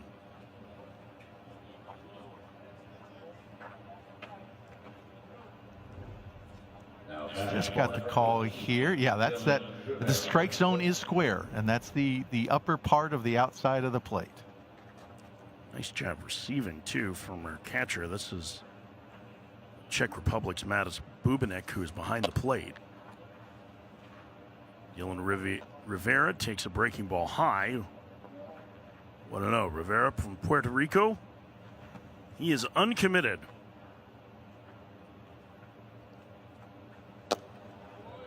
Takes a strike. It's 1-1. It's from Juncos, Puerto Rico, where we've had many a game at various perfect game events in Puerto Rico. Sits right at the foot of the Yankee rainforest. Very scenic part of Puerto Rico. Just a beautiful old ball field. College season's going to open in Puerto Rico this year. Oh, there's okay. an 8-team tournament that's going to happen the opening weekend of the college baseball season. Wow, that's exciting. Any idea which teams I think it's been announced. Virginia, I think, is part of it. Georgetown. Georgetown, boy, they're turning into a really good program there. That one crushed foul. I would have to think there are some schools like Alabama State and Bethune-Cookman who've traditionally recruited a lot of Puerto Rican players who would try to get into that, because it's obviously a recruiting strength and the relationships involved there. You know who actually has had a ton of success recruiting in Puerto Rico and Venezuela, and I think a lot kind of coming out of perfect game events with international players coming to them, was Indiana State under Mitch Hannas. That one driven to deep left center field, and that one will one-hop the bottom of the wall. Runner racing around third will score on the triple from Dylan Rivera, and Navy is on the board. It's 3-1. Yeah, that ball got a lot of carry. That didn't look like a ball that was going to go off the wall, off the barrel, but perfect launch angle on it. 95 off the bat, went 373 right there at the base of the wall.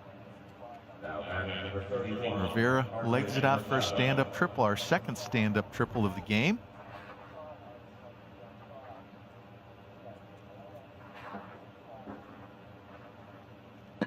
I was wrong on Georgetown, I think. Pitch upstairs to RJ Machado. I think it's UConn, Penn State, Michigan, Mizzou, Rice, Stetson, Villanova, and Virginia. had my wrong Big East school in there. So,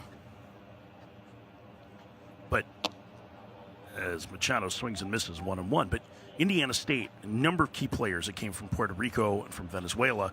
Mitch Hanna's now the head coach at South Florida, and you would think that that's something that he would continue in Tampa at that program. That's a program that I think is always a little bit of a sleeping giant because there's so many great players around there, and Mitch, a terrific coach. Yeah, we talked about that yesterday about, sleeping giant programs, and in Florida you really have two in UCF and South Florida. Mm-hmm. And UCF trending in the right direction for sure in the Big 12. And of course, here in the context of Arizona, that's what Grand Canyon has done and made a big investment in their program to join at this, trying to get to the level of an ASU and an Arizona. It was really fun getting to do that regional in Tucson this year with Grand Canyon playing Arizona in it as the 1 and the 4 seed. Grand Canyon ended up in a regional final. That was their first ever NCAA tournament win, was against Arizona in a game where so many of the players on both sides were recruited by both schools, and a lot of respect between Chip Hale and his staff at Arizona and Greg Wallace and his at Grand Canyon. It was really a cool atmosphere and environment for that. 1-2, runner goes, and a hit and run base hit the other way for R.J. Machado. It'll be runners at the corners and a 3-2 game on the RBI base hit for the uncommitted right-handed hitting infielder. Yeah, textbook hit and run. Almost hit bar jam, in fact. It was so perfectly executed. Rivera comes in with the second run. Let's take another look at that. Yeah, just staying inside the ball. Perfect execution. Another uncommitted here from Orlando. And one of the this is Everett Johnson now? I don't believe so. I was going to say, the scoreboard said the runner goes, and the throw off the glove of the shortstop. Runner at third will have to hold. Hogan. So second and third, one out. No, this is Remo Indomenico is the hitter, who would have to be a first-team All-PG National name team, I think. First Academy in Orlando.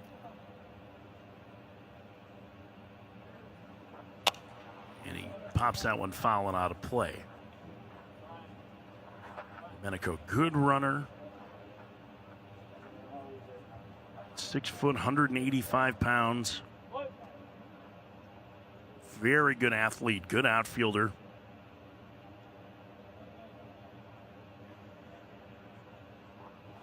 Takes low. Count 2-1.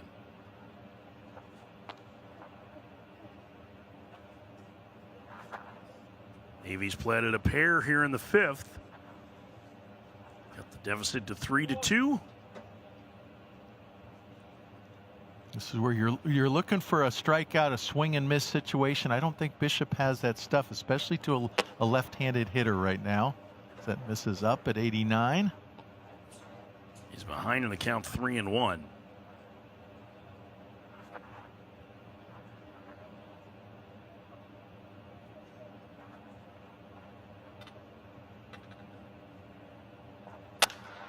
Ripped through the right side, a base hit. One run is home. The runner will be held at third. Rivera, it's an RBI single for Indomenico, and we're tied at 3. Yeah, he got that pitch right where he wanted it, 104.8, 105. We're doing that rounding thing off the barrel. Just a rocket into right field, and we're going to switch it up here, Mike. After 5 hitters, the inning ends. The Navy team scores 3 times to tie it up. We head to the 6th. High fives all around. It's 3-3.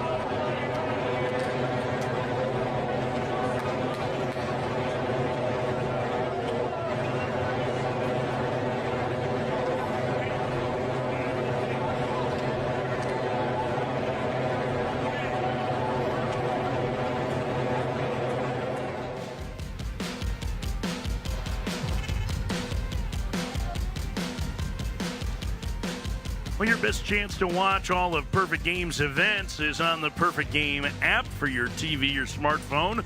So go ahead, pull out the phone, fire up your camera, use that QR code. You can download it and access all of Perfect Game's great content, from live showcases and games to interviews, specialty shows, player features, and much more. PerfectGame.tv, available for you on your smartphone. And those smart TVs you see listed below. I fired up that app for the first time this year in watching the first couple of days while I was prepping at home here. And let me tell you what, that is a terrific app. This is an unprovoked plug. As first pitch is a strike to Ennis. The picture quality is perfect for these events. So if you're trying to watch this on your laptop, just go download to your smart TV instead. And Ronsley's voice sounds 60% better on a big TV. So I'm just glad they don't have my mug on the TV. I'll accept my voice, but.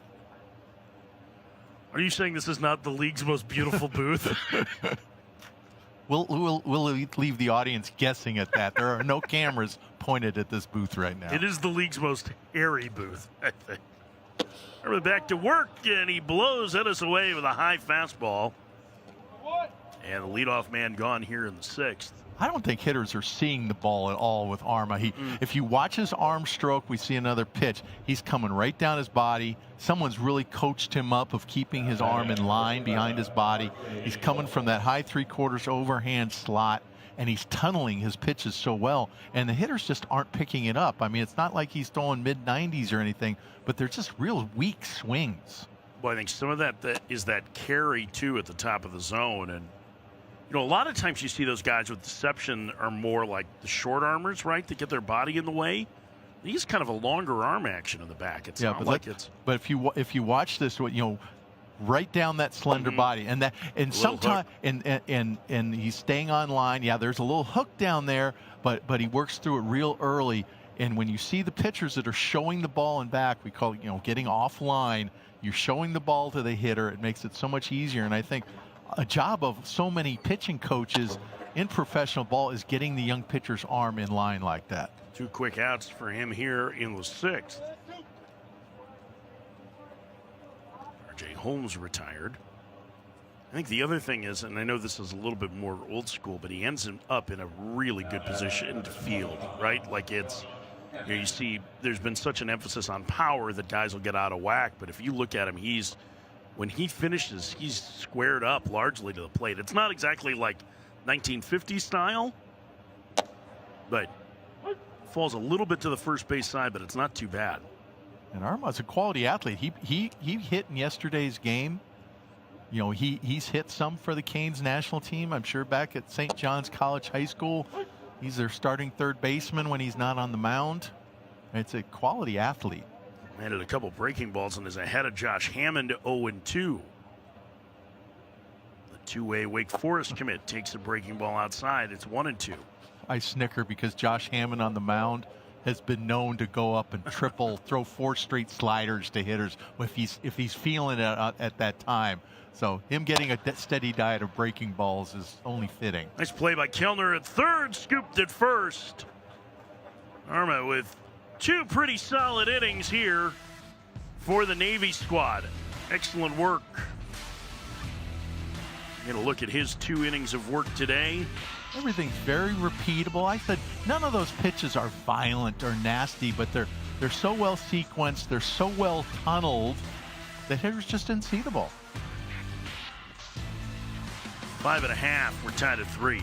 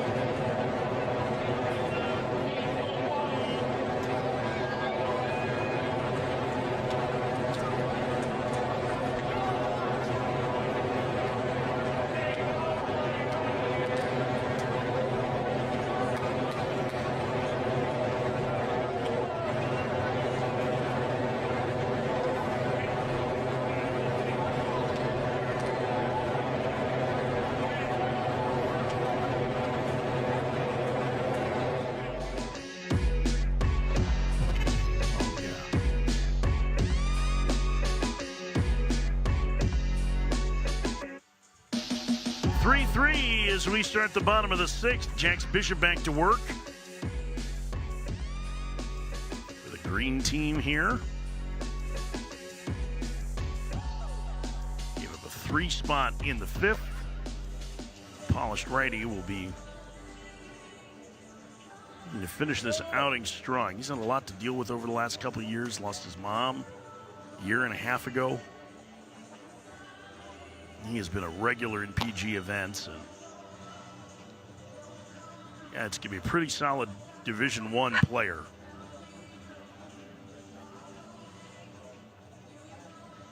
One thing, obviously, although he's been a high-profile player for a long time, he really hasn't filled in and got any stronger. Still listed 165 pounds, sort of still a middle infielder's body. So there's a lot of room for growth there physically.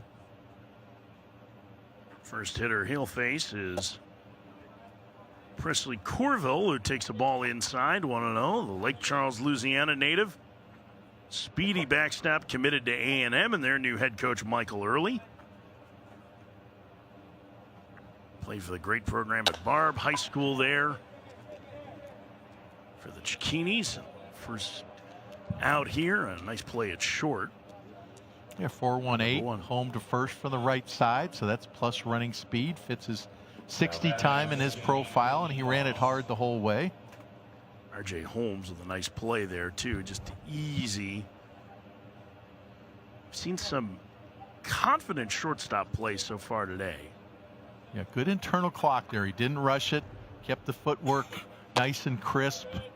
Holmes tends to throw from that over-the-top slot, so he gets good carry on the ball. Dean Moss, the batter, and this is a top 5 player in this class, committed to Louisiana State, LSU. He'll play for Jay Johnson, last year's national champs. Behind the count 0-2. Moss gets pitched tougher than any player in this class, and he's been one of the premier players in the class since he was 13. And everybody knows him. And ouch, that got him square in the knee, and he wasn't ready to get hit by that. I just hope he didn't have a lot of weight on it when it hit. He's going to have to walk it off here a little bit. He says he's okay, but he's just going to get some feeling back here. There's a slider that. No, he caught that right on the bone. Yeah, you could hear it. I think he's going to let somebody else take this plate appearance, which makes sense. He's going to need a couple of minutes, I think, to get the feeling back in his leg and meet with the trainer running across the field to visit with him. So hopefully Dean Moss is okay. We've already seen Mason Braun hit by 2 pitches and 1 plate appearance. Yeah, that's a scary one to me, because when it's like getting hit on the hands. You get a lot of bone there, and you just hope that it was deflected. It wasn't. But I was worried. He had his weight planted on that leg, and he wasn't bracing for it because it was a late breaking slider. It was a pretty quality pitch, and Moss gets right up on the plate. So, that's something he's going to have to deal with as he continues his career too, and I'm sure he has, because he's always been right up on the plate. Taylor Belza will step in with a new count. Second plate appearance for him. Bounces it foul. Does not look like Braun, who is scheduled next, will hit here after those 2 hit by pitches earlier. So Austin Kellner in the on-deck circle. So hopefully those 2 Navy players now that have been hit by pitches are okay, and we get to see them again before the day is out. There's a strike, 1-2. Well, Mason Braun may be wondering what everybody has against him the way things have gone. Well, the Navy's lost 2, and Braun and Moss, I guess they've added 1 at Ethan Bingaman's now out playing the field after he pitched. Runner goes, pitches a ball, throw is high. It's a stolen base. It's our courtesy runner is Corville. Sorry, Ghost Runner. Ghost Runner. Get you and Danny upset with me. Well,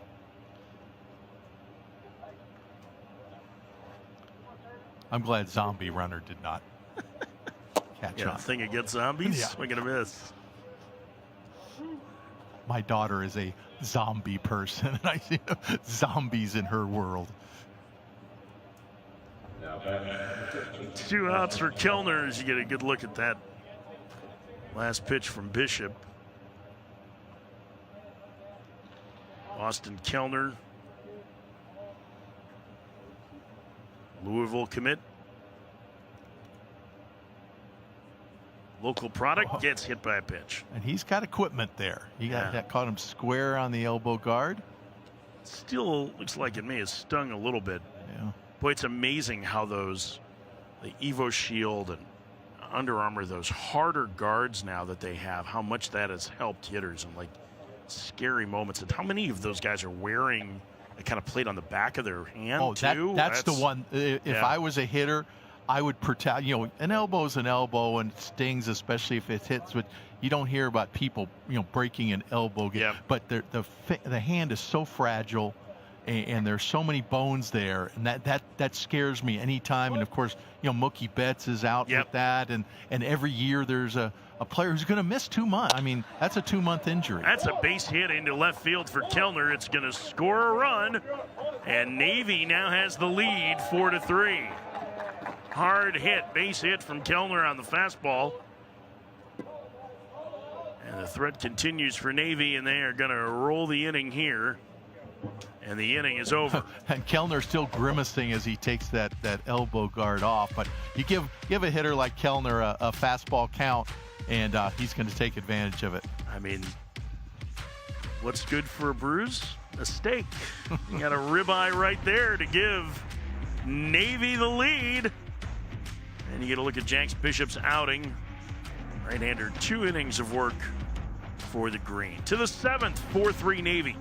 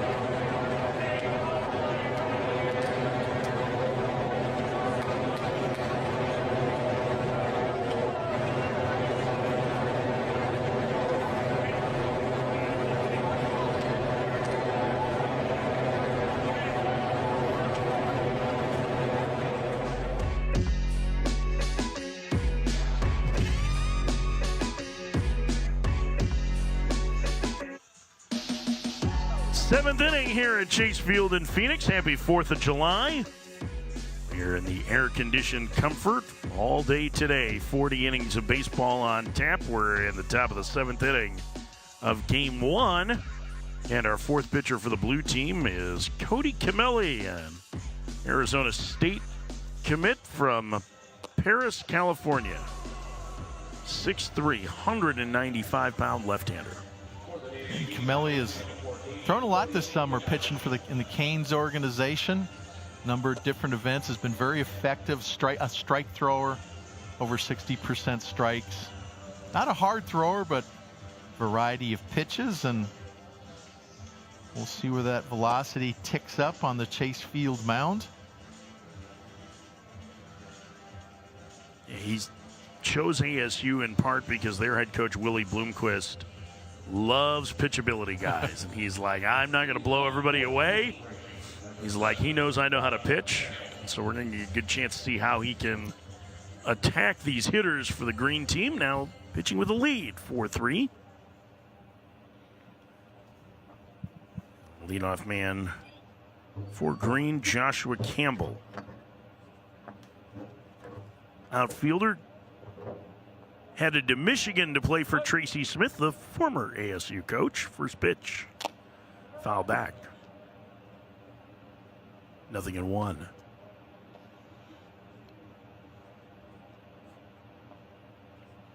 I don't know if you saw that note this week on Tracy's former staff at ASU, but there was a brief moment where he and all three of his assistants that he had in 2020 at ASU were Division I head coaches. Wow. Ben Greenspan at Northwestern, Michael Early, who just got the A&M job as Campbelltown on strikes, and Jason Kelly, who left Washington to go be the pitching coach at Texas A&M, but he was there for 2 years too.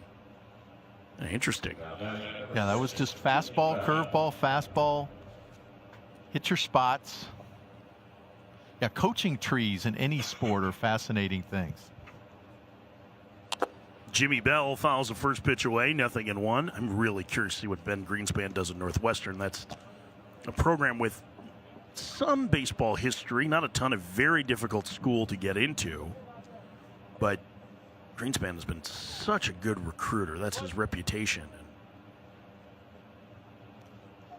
Well, we actually mentioned Evanston.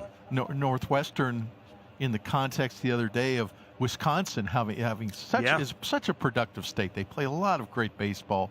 Penn State's come into Wisconsin and picked up a couple players on these national rosters, but Wisconsin, of course, doesn't have a primary conference baseball program in their state, so it's open for a Northwestern or a Minnesota or a Penn State or whoever has the connections in that state to come in and really recruit successfully. Jimmy Bell tracing the breaking ball there, 2 outs.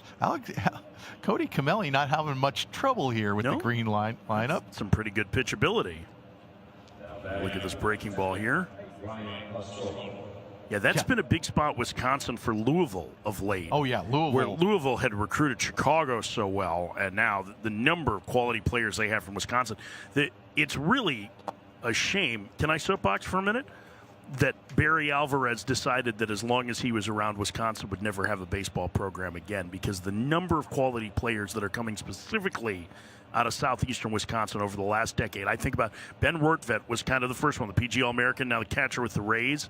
He was one of those in that first group. And you think of Jared Kelnick and like any number of players, Cal Fisher at Florida State. Like, there are so many good players in southeast Wisconsin, and the Division I program that's there is UW-Milwaukee, which is a good program. Dalton Varsho played there, but it's not a big school program, and Wisconsin should have baseball, period. So ends soapbox. Step down, but well said. If anybody knows a way to get it to Madison. I was going to say, you were going to have to step off soon, because Camelli's not going to be out on the mound much longer this inning, the rate things are going. You know me, I'll just keep talking through the break. Just roll the break, I'll keep talking. We can pick up on the other side mid-sentence. 1-2 the count. Ryan Foscolo, the Kentucky commit, takes strike 3, and a very impressive 1-2-3 inning for Cody Camelli. In fact, it was so quick he wasn't sure he was done. Yeah, can I throw another one, Coach? You got to see a changeup on that last pitch even. 3 pitches for strikes for Camelli, showing that pitchability that landed him at ASU. Stretch time. Navy leading Green 4-3.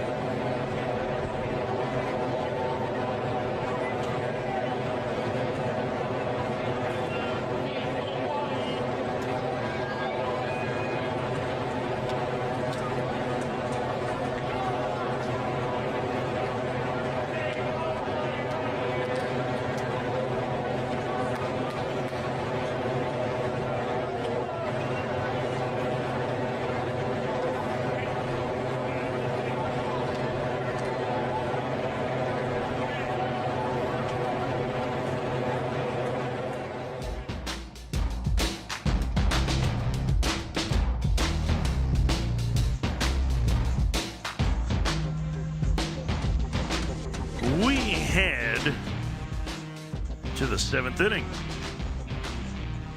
See the Navy team leading the Green team.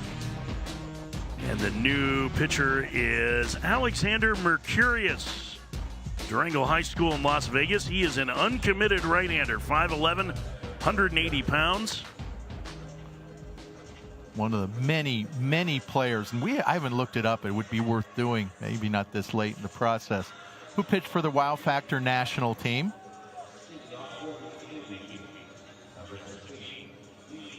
Well, Mercurius is a Team USA stalwart. He was on the U12 and the U15 team. I've got him with fastball, changeup, slider, cutter, curveball.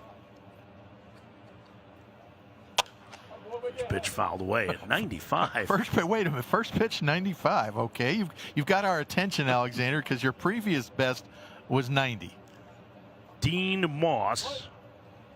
I'm glad to see Moss back up at the plate there. Was hit by a pitch in a previous plate appearance.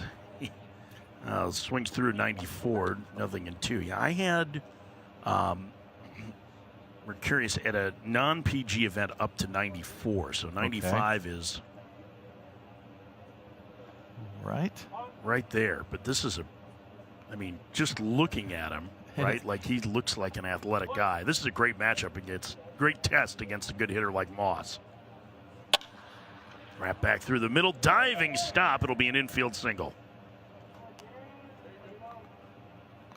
Moss running well, so again, that's a great news. Yeah, Mercurius he's not putting forth a lot of effort in that 5'11" body to generate 94, 95 either. It's so easy. Hammond with a chance there. I think even if he had gloved it, it would have been tough to throw out Moss. Leadoff man on for Navy, and here's Owen Tanover.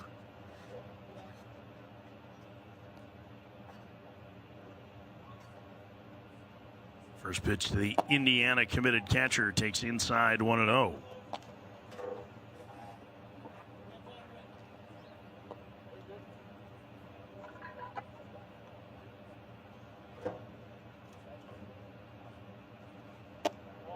Checks and takes high in the count, 2-0 now. Right away, Mercurius having to work from the stretch. Looks like we should have Jimmy Bell behind the plate catching.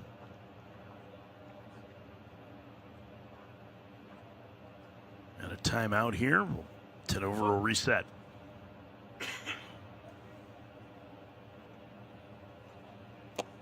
Inside.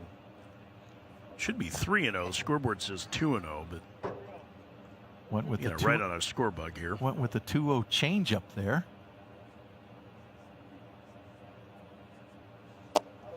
There's a strike.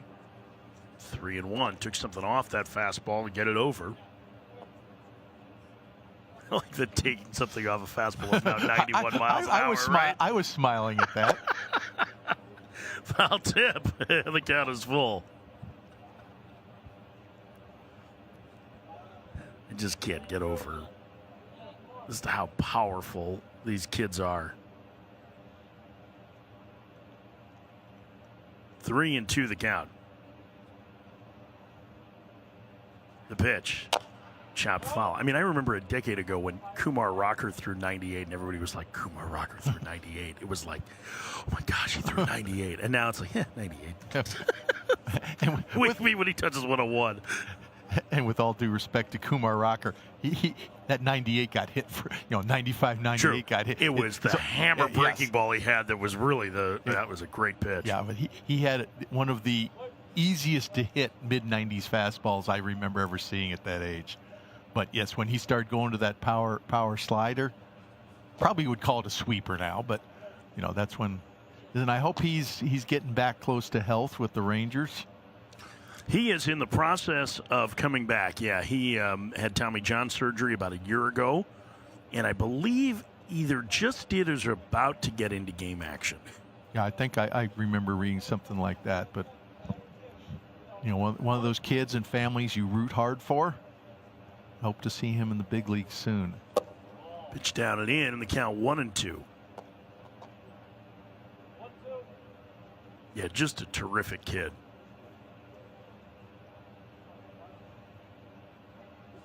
Swing and a miss. It's an over down on strikes, and that's the first out in the Navy 7th. They have 2 on, 1 out. Yeah, these are lively fastballs. And that looked like it had some dive to it, maybe a little cut to it. That's what I was going to say. Maybe a little cut, but it didn't. It had very little horizontal movement on it, only about 6 inches.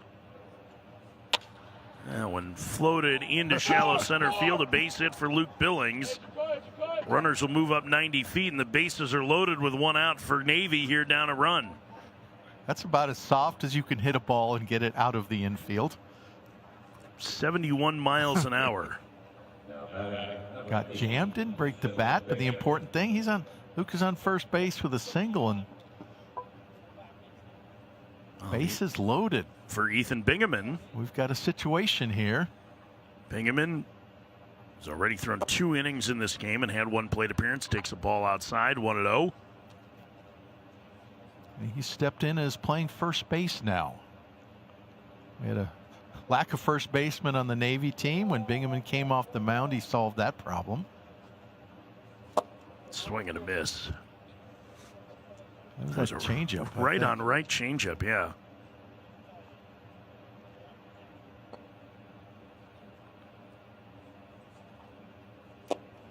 He lands the breaking ball for a strike then, 1-2. Let's see if he speeds him up with a heater here. He's kind of worked backwards a little bit. This is a high zone heater here. He runs it inside. 2-2. I don't think that's where he wanted to go with it, but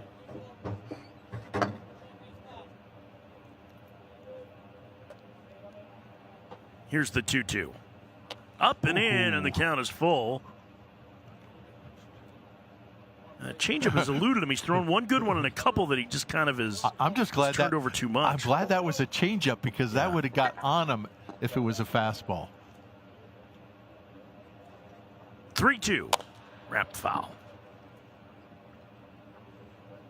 I mean, he's had his best success, I feel like, commanding that breaking ball. I almost wonder if he goes back to a 3-2 here. I know fastballs kind of run on him a little bit. Maybe get a little rollover double play. Infield's playing back. Fouled away. You think in a 1-run game in the 7th inning of this, they're not concerned about cutting down the tying run? You know, runs? you see some funny. I have seen infields play in more often at showcases than you would believe. That when they're in, there's no way that they should be playing in. So when I looked up, I didn't know what to expect, to tell you the truth. But they're not even in at the corners right now. They're back for the double play. Bingaman putting in a bat on here, fouling off a couple of pitches. The Auburn commit, fan 6 in his outings, down on strikes. That was a good tight slider, 2 outs. Yeah, that was the slider he was throwing before was sort of just a drop it in type one. That was a power slider that he really got his arm speed behind. Good pitch. That's one of the trends, too, is that professional clubs are looking for velocity on breaking balls in particular. And when you start running it up close to 85, it'll get some attention regardless of the movement.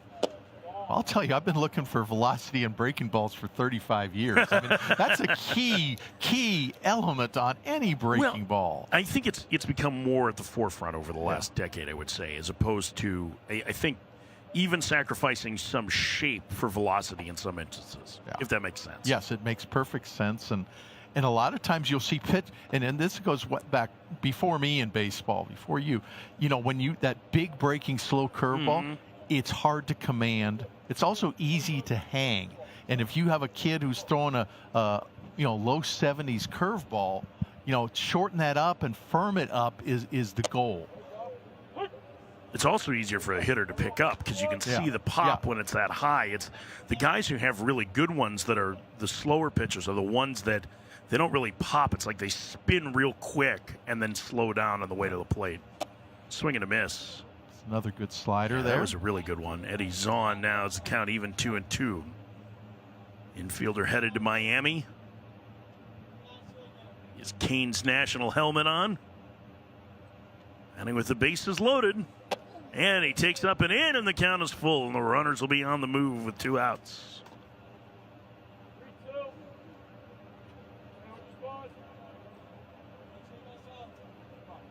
Three balls, 2 strikes, 2 outs. Last of the 7th. Navy batting up a run. Runners go. The pitch, swing and a miss. Adam to chase the slider. Bell will step on home plate. Mercurius works out of the jam. He found his pitch. He didn't find it right away in the inning. He was throwing 95, 94 early, but that slider was the big difference maker, both with Zahn and Bingaman. Gets out of the bases loaded jam here to end the 7th inning. To the 8th we go. 4-3 Navy.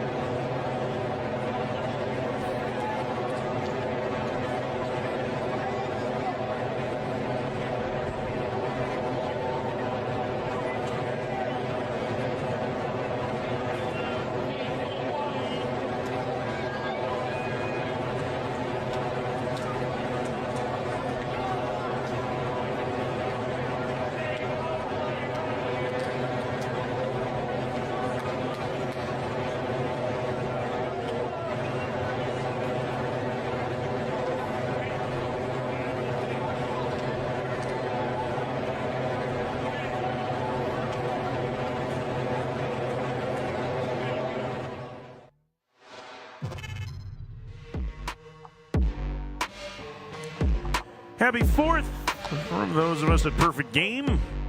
248th anniversary of the signing of the Declaration of Independence. And here to provide you with the first 248 years of history of the U.S. is David Rotsley. I was just going to ask you, Mike, whether you and your family have any plans tonight. No. Into the pool. I'll be at the ballpark, watching the 4th game of the day. I don't know whether we'll see any fireworks through the big windows here at Chase Field or not. Be nice if they opened it up for you so you could see the fireworks downtown. That would be cool. I'm sure we've seen some. I figure I've probably spent in my 35 years in baseball maybe 20 to 25 on the road on 4th of July. Lonzo Alvarez fouls the first pitch off. The catcher committed to Miami, leading off against Cody Camelli, who had a very efficient 1-2-3 7th. And we better talk about Camelli a lot because he's not going to be on the mound for very long. He's your classic lefty, right? Not overpowering, throws strikes, work fast. 3 pitches. There won't be a pitch down the middle. He threw 3. He got that call on that changeup maybe 2 inches off the outside corner, and he just threw a fastball in the exact same spot. But the thing is that the reason he got that call is that he's hitting the glove every time, right? Like it's 4 up, 4 down for him. I mean, you love guys like this. Work fast, throw strikes, get outs, get your dinner reservation in. Inside corner, spotted. I can see what Willie Bloomquist says. I like, command guys. It's like, you're going to get 75% strikes here. They'll be telling him, no, get the ball off the plate more. Yeah, we don't want you throwing strikes. We want you just missing. He's 87-88 here in this inning, but I think to your point, he's commanded the fastball to both sides of the plate. And that's rare for pros, let alone for a guy who's a rising senior to have that kind of command. We'll put that in our notes when we see a pitcher like that. Definitely, it's like commands both sides of the plate because it is so rare. Exactly as you say. Usually, a pitcher at this age is a slave to where the mechanics are going to go. Mm-hmm. If their arm is left behind, it's going to be arm side. If they're yanking out front, getting overextended, it's going to go glove side. And it's rare to see a pitcher with so much idea of all of the quadrants. And then you're throwing a big breaking ball. Well, I think the other thing is, especially, I don't know that he's going to be a guy that ever throws 94 or 95, right? That the best left-handed pitchers are the ones that command the inside of the plate to right-handers. I don't think it's almost without fail, right? There are very few David Prices in this world that could live outside and have success. But if he's able to do that, and I think the slower you throw, the more important it is to try and speed guys up in there. He looks like Mark Burley. Yeah. And that's what he's throwing like, is vintage Burley.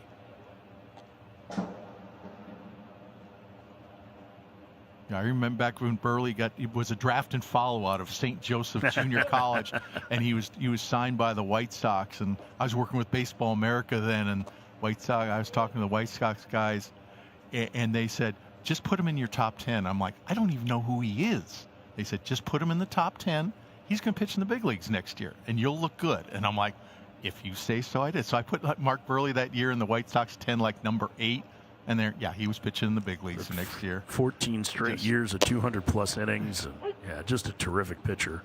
I once went to a game that he started against Mark Mulder back when it was called Comiskey Park 2. It lasted an hour and 55 minutes. This is pre-pitch timer. This was incredible.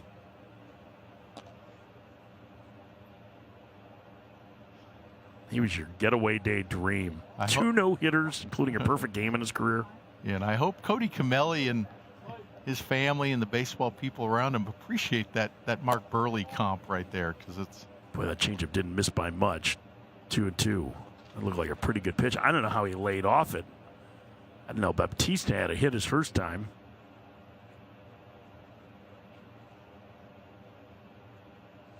Swing and a miss. And that fastball that time, and the inning's over. That 88 looks like 93 to the hitter, probably. Cody Camelli, yeah. Not too bad. That young man's got a bright future. I don't know whether it's going to be it's not a draft out of high school type arm. It's not a guy who's going to be at the top of prospect list, but let's turn the page to when he's 25, 27 and pitching in the big leagues. That guy's going to pitch in a weekend rotation of the Big 12. Yeah, you should be happy, young man. We head to the bottom of the 8th, 4-3 Navy.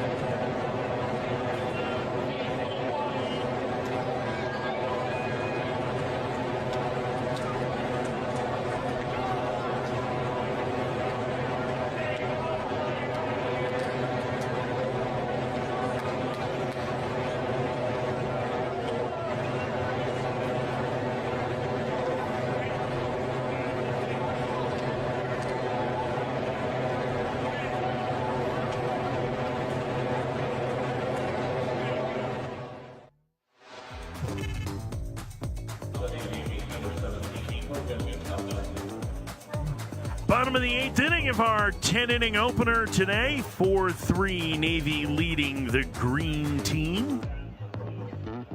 Hogan Nelson will lead off against Alexander Mercurius. It means that he wonders about the smallest planet in the galaxy. What? Mercurius, no. Is that even a bridge too far for you, Ronsley? That I can see where you're going. I mean, it is hot here, so. Hogan Nelson, the leadoff man, taps it foul. I would say it's more being curious about the ocean, isn't it? Isn't Mayer? Oh, yeah. Yeah, that would be Mayer. Yeah. Future oceanographer in his continued studies. And Mercurius. I mean, it could be because he's from Vegas and it's not near water. Swing and a miss. Nelson is not on strikes. Yeah, Mercurius's identity on the mound has changed since the first few batters. He gone from a primary fastball to a primary slider. You know, I almost wonder, we talked about it right at the outset, right? He's got 4-seam cutter, 2 breaking balls, and a changeup, right? I almost wonder if he had to figure out what was working for him today. And that certainly wouldn't be unusual at all. I mean, he flashed with the changeup, right? And he had trouble with that one there, but he showed one that was pretty good, right on right, which was interesting. He's shown some good fastballs. The slider really has been the best pitch so far. Okay, I've got some advice for him, though. Don't leave a 92 fastball over the middle of the plate to Julius Rosado. No, do not do that. Yeah, this is. There aren't any bridges here to hit it under, but Rosado's probably looking for one. That one was under his hands. It's 3-0. Okay, 3-0. A little dangerous here. I don't think Rosado's going to be thinking a take right here. He takes inside, and he'll get a ghost runner to first. And that takes away the option of the slider, which has been working so well for him. So he's going to have to throw fastballs here. And you look at that side shot of Rosado we had earlier, and he's loaded up on that backside. All that weight is on his back hip. He's got his hips turned there. He's got his shoulder turned. There. Let it go. Let it go. Just did get a piece of that fastball. And I think he's strong enough that he doesn't need that much turn, because when you turn your shoulder like that, you're creating such length, you know, to get the barrel there, because you got to open up your front side even before the barrel starts getting close to the zone. I almost feel like those are more like cut fastballs that he's throwing there. There's not as much horizontal movement on it, right? Like it's just a little bit, and the velocity's down in high 80s, popped up. And that one will get out of play. It's almost like he's playing with two different fastballs up there.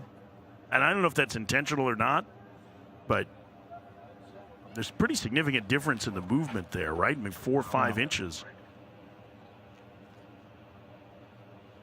And if I was in a fastball only count to any hitter, let alone a dangerous hitter like Rosado, I'd want to throw something that moved, because if you just go, okay, I'm going to throw a straight fastball, you know, you're pretty much giving up your chance. You're going to get hit at this level. Now that one had a little bit more horizontal movement, more of a sinker, and the count remains 1-2. And I'd like to see him challenge him with 95, and let's just see what happens. That's what I want. If he still has that mid-90s there, that would be what I'd go to here.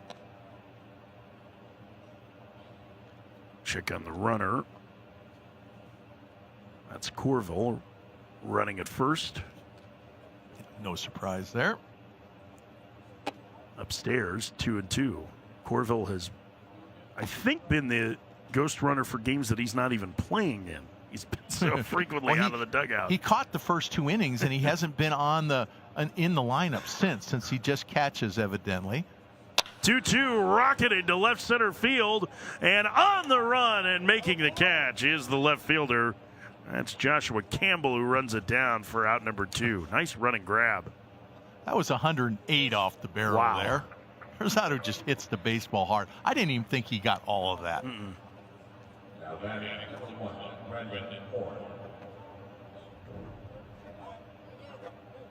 The future Scarlet Knight, and I think Mercurius is going to be done here, and we're going to have a pitching change. As looks like Mason Shermer. Yeah, Mason Shermer, the Mizzou commit. The first baseman's going to come in and throw. A new catcher coming in as well. This was not on our scorecard as a possibility here, but things happen, things change. So Alexander Mercurius, here's his outing, and he did throw a lot of pitches, but there were some real bright spots in it. Yeah, it's a velocity early, 94, 95 early, but he lost that velocity, but went right to the slider. Made the adjustment, recognized what was working for him, and threw some really tough pitches with runners on base. He is uncommitted. So guys, if you're looking for a right-hander that's I want to start calling there as you get a look at Mason Shermer from Festus, Missouri. 6'3", 215-pound left-hander, primarily a first baseman.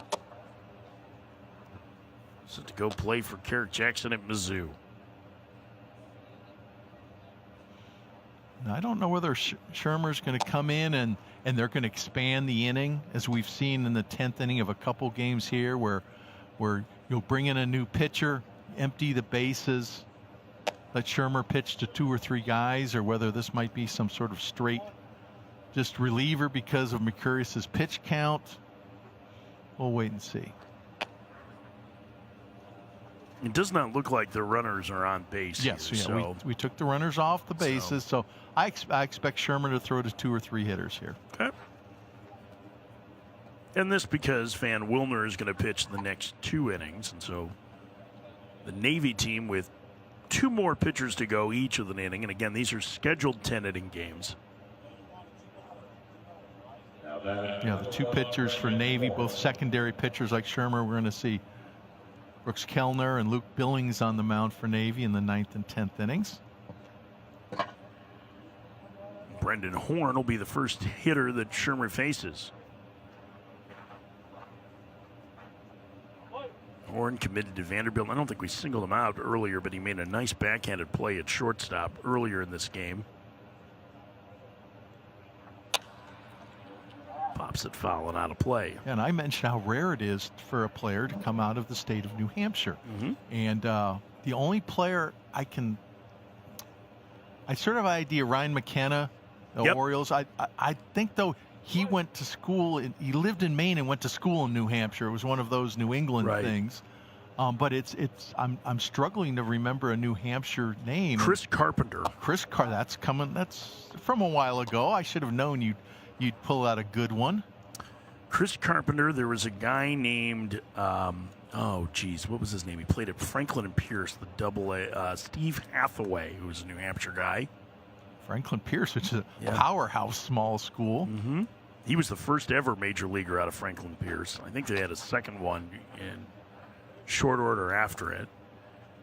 But one of the reasons he committed to Vanderbilt is because their head coach, Tim Corbin, is from New Hampshire.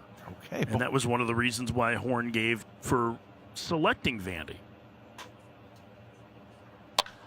He clubs that one deep down the left field line towards the corner and gone.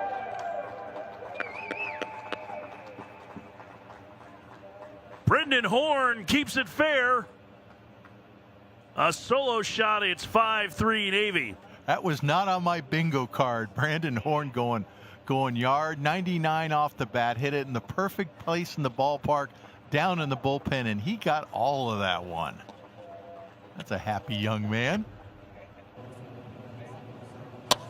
Well, that was quick to get to that pitch on the inner part of the plate, David. Yeah, that's just a nice swing, and hat tip to New Hampshire and Horn and his future college coach Tim Corbin. New Hampshire, you're in the spotlight right now. See the first state, right? The Granite State.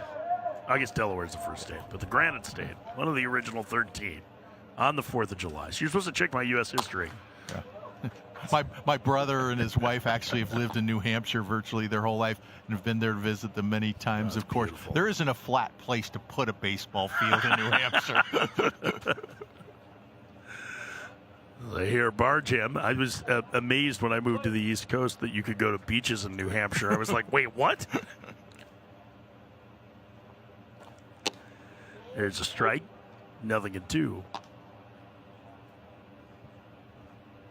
Of course, then again, East Coasters couldn't believe it when I tell them there were resort towns in Iowa, too. So, turnabout's fair play, I guess.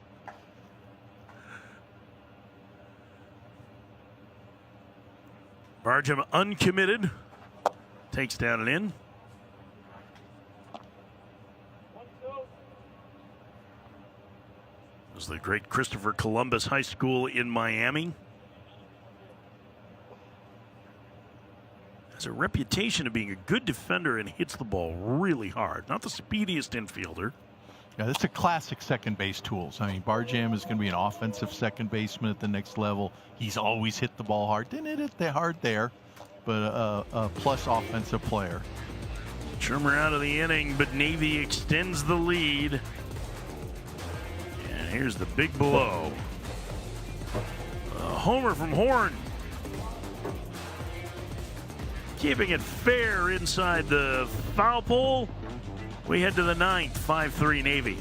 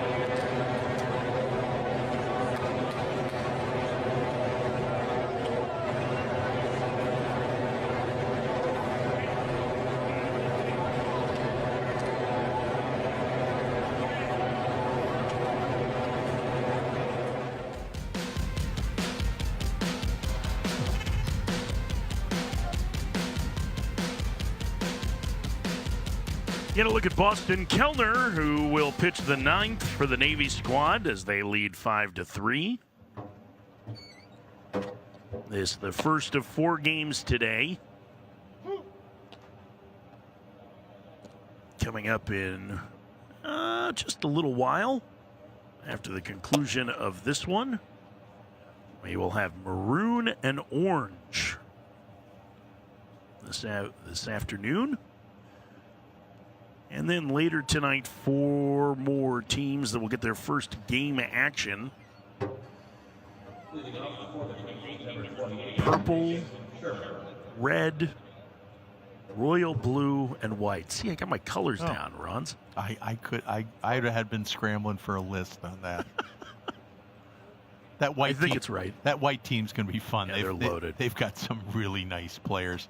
I am really looking forward to seeing, especially Quentin Young play. You know, he put on a show last night, just an incredible athlete. Yeah, he had the final batting practice round of any of the players in those groups, and it was worth the wait. It was outstanding. He was hitting 111s and 112s. I mean, they had a couple of guys on that team last night that were similar to that. 6 of the top 13 Yeah. players in the national rankings are on that white team. So. On the ground to third, diving stop, and in and out of the glove of the third baseman. That's Eddie Zahn, leadoff man aboard. Shermer gets probably a rare infield hit for him.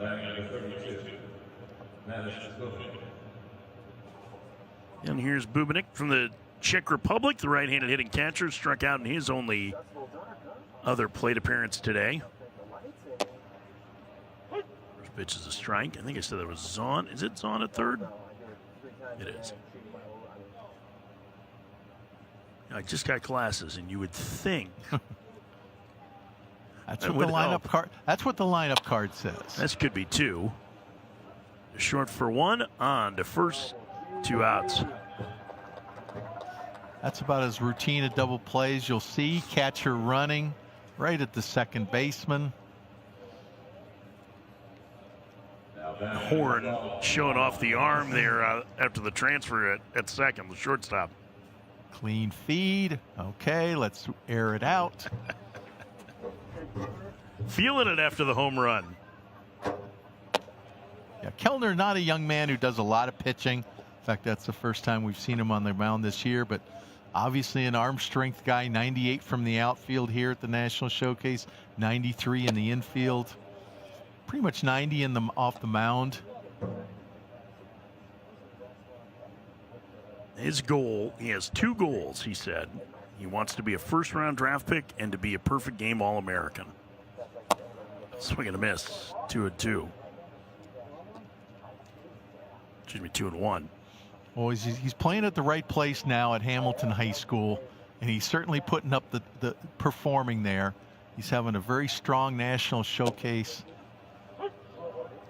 I've said before, though, the problem with becoming a PG All-American playing here in Chase Field on August the 18th, there are so many left-side infielders in this class. 2-2. Swing and a miss. That fastball's got a whole lot of life to Yeah, it. it certainly does. It had a ton of run. And he gets the double play and a strikeout to get out of his inning of work. Look at that fastball. That's got 16 inches of horizontal on it. It's coming across the entire plate. Head to the bottom of the 9th. This 10-inning game, Navy up 5-3.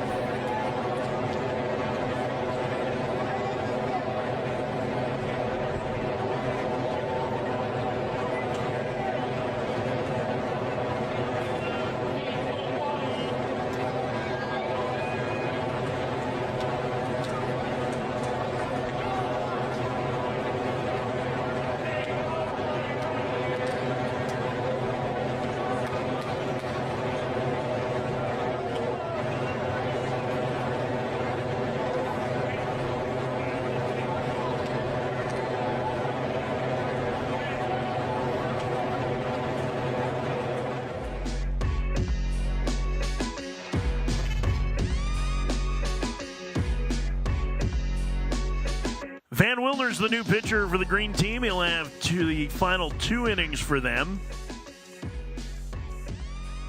Committed to East Carolina to play for Cliff Godwin out of Lower Marion High School. 6'3", 195 pounds. 45 innings this year in his high school season, an ERA of 0. Nice. That's about as good as you can do, right? I didn't go back to check the full line runs. I'm assuming that he didn't give up like 17 unearned runs, you know. So yeah, I have seen that before, where I'm at a ball game, and back when I was going to high school games and stuff, and you'd see a pitcher pitch, and he got knocked around a bit, and then a month later you see his ERA, and you go, wait a minute, I saw him 5 runs that game. He's only allowed 3 this year. I don't think it's going to be the case with Wilder. First pitch, swing and a miss. By Milano, it's 0-1. Fastball up to 90. He's got a changeup and a slider. Has some late bite to it. Just get a look at Milano, the second baseman committed to Miami.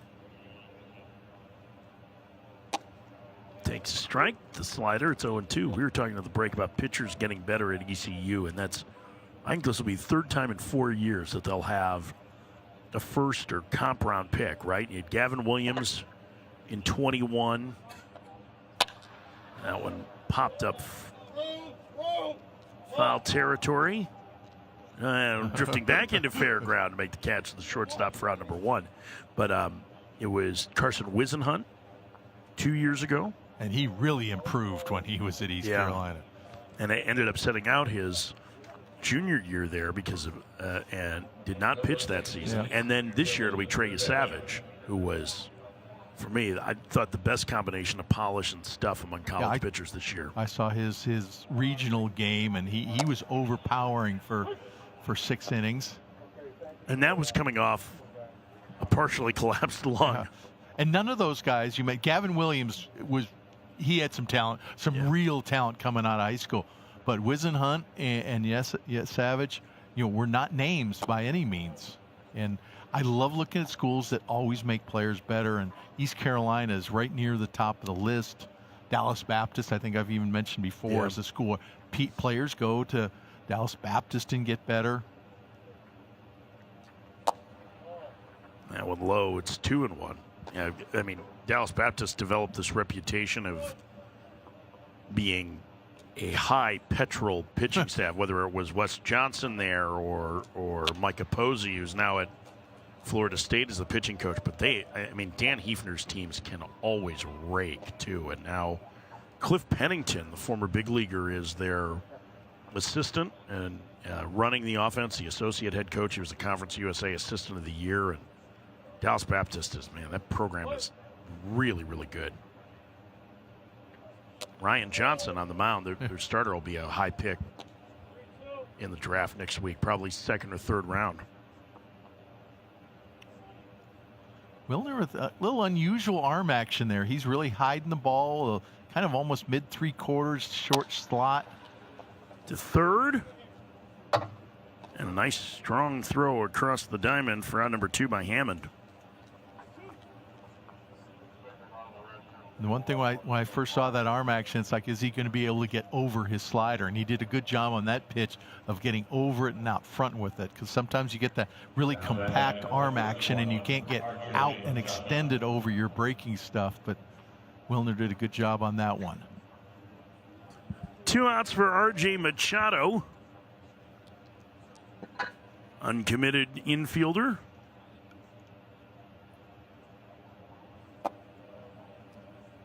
Takes outside, 1-0. Have you got used to the draft being in mid-July now? I have, but I will add a massive caveat to it.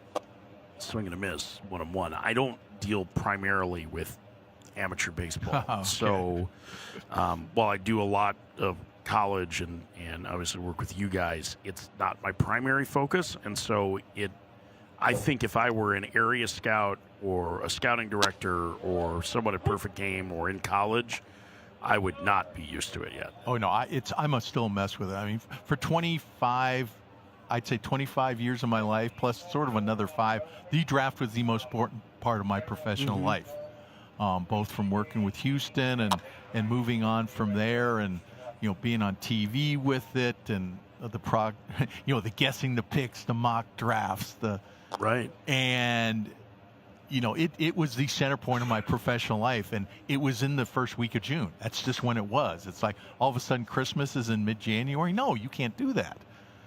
So I've moved on almost from that class.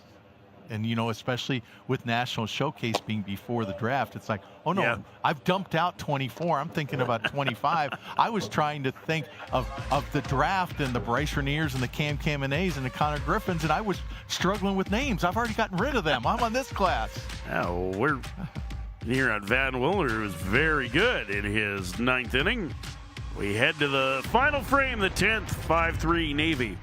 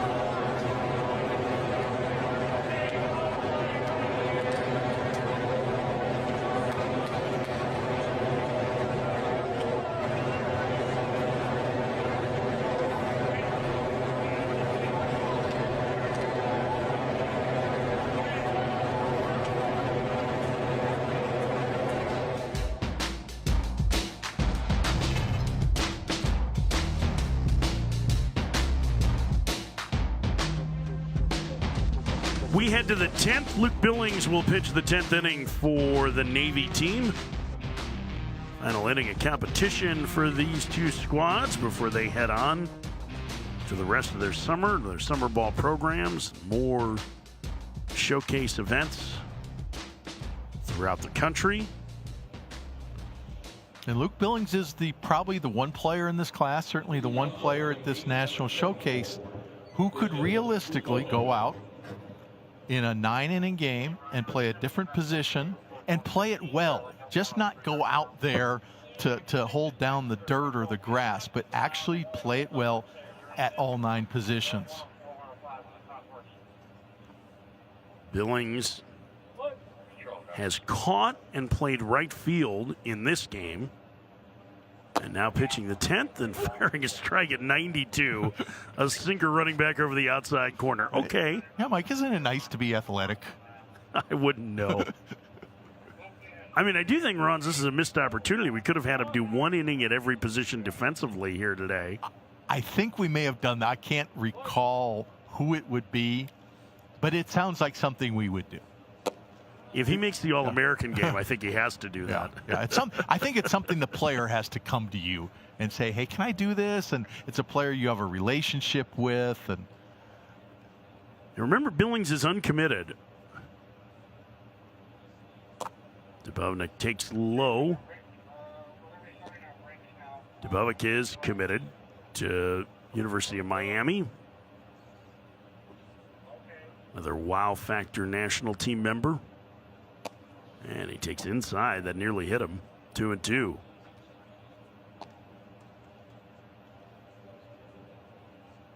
Billings seems to have a little bit better feel for the fastball than the breaking ball so far.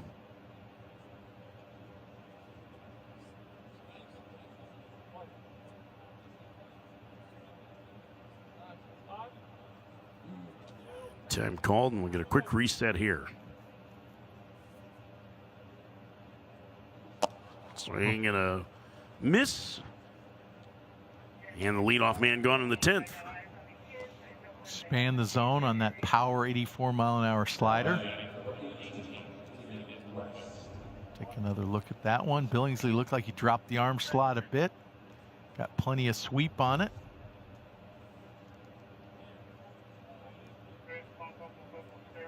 One out for Aiden West. Takes down and in. Aiden West has quietly had a really outstanding event. He's a top 100 player. He's hit some balls real hard. You love seeing a left-handed hitting middle infielder who's got some juice in his bat. Nice strong body. I'm going to enjoy watching him play as he continues to develop, because there are a lot of tools there. Committed to play at NC State, Ellicott City, Maryland. Nice changeup right there, it looked like.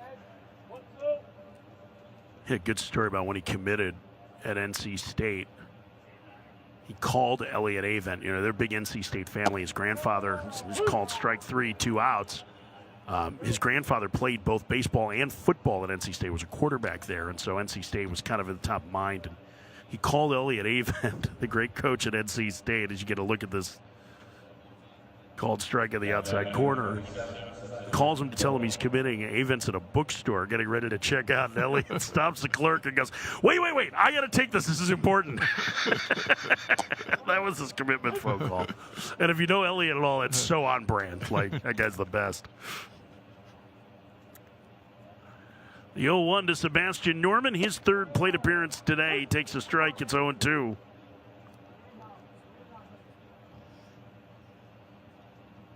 Norman bounced a double over the third baseman's head in his last appearance. Slaps that one foul. that was I want to get another chance to swing. I'm going to foul this off swing.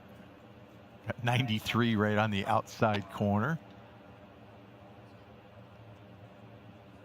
He nearly took out Diego Velasquez with that swing. Velasquez, who knocked in a run his last trip, hoping to get one more plate appearance if Norman can extend things here. And he takes strike 3 on the outside corner. And a tidy little inning there for Billings. And we head to the bottom of the 10th. Yeah, nice slider here. What position does Luke Billings play? I mean, I don't know. That was pretty impressive on the mound. 5-3 Navy, the bottom 10.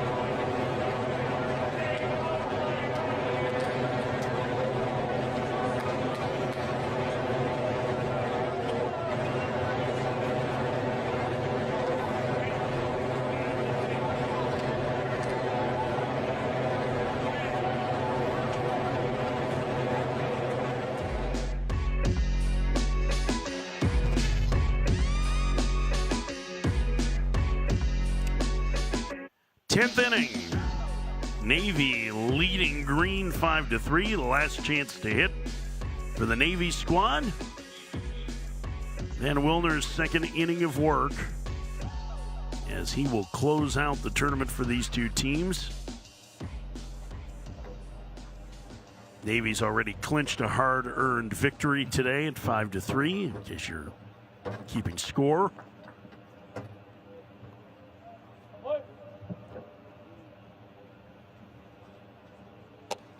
Remo Indomenico will lead things off. A base hit, knocking in a run, his only other plate appearance. A rocket to right field to knock in a run, one of the hardest balls we've seen hit today.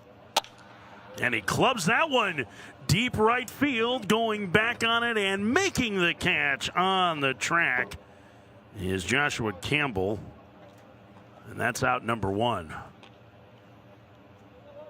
Yeah, he scared that ball. Got under it, perfect launch angle, just didn't get quite enough of it.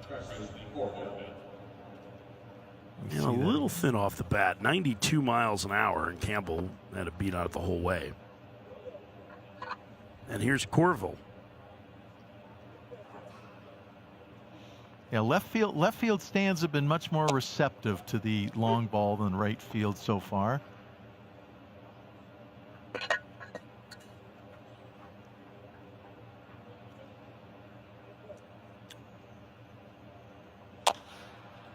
Chapper foul. Which is kind of crazy because it is a symmetrical ballpark. It's not like the wind is getting knocked down one direction or the other in here, but. How often do they play with the roof open? Do they ever? Yeah, they do, yeah. I would say if the game time temperature, as Corville's down on strikes for out number 2, is set to be under 100 degrees, they will play. Okay. And right now they've been dealing with some mechanical issues that doesn't allow them to open it once fans are in the stands. But they used to. There would be plenty of games on like a Saturday night that would start at 5 o'clock early in the season, that when it got to about 6:30, the sun would go down, they'd open up the roof. Okay. So it's actually, when the roof is open, it's a completely different ballpark. Because the panels out in right center and left center open too. It's very similar to Miller Park. Well, now it's American Family Field in Milwaukee in that regard. All of October it was open. It was beautiful. Dean Moss, the hitter. Van Wilner making quick work of this Navy lineup, just mixing his pitches. You know, he's throwing a nice firm changeup that's tunneling the fastball well. I think there's a lot of deception there.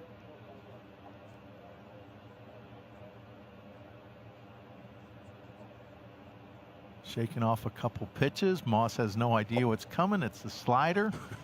That one in the dirt, and it's 2-1.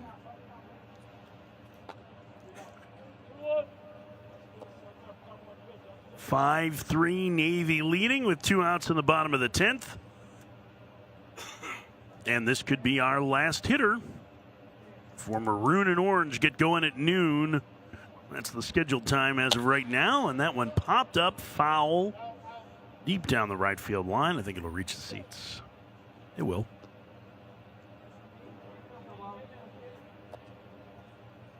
Count stays 2-2 to Moss.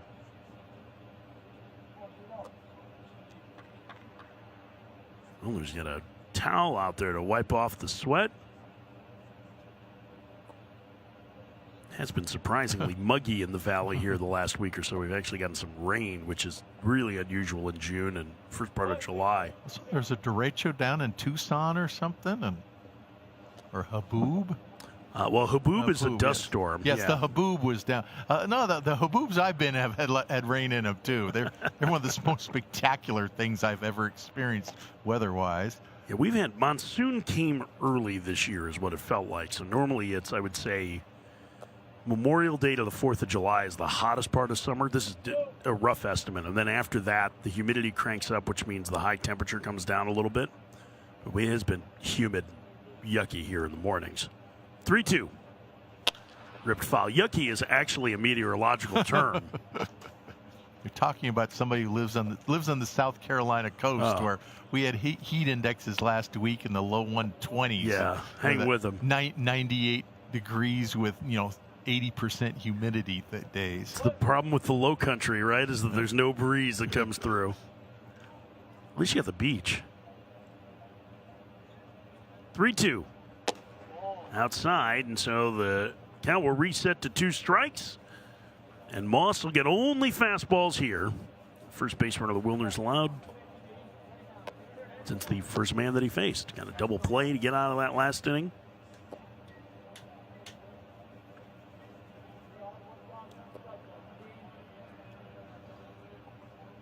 And 0-2 the count to Moss. He will get a heater here.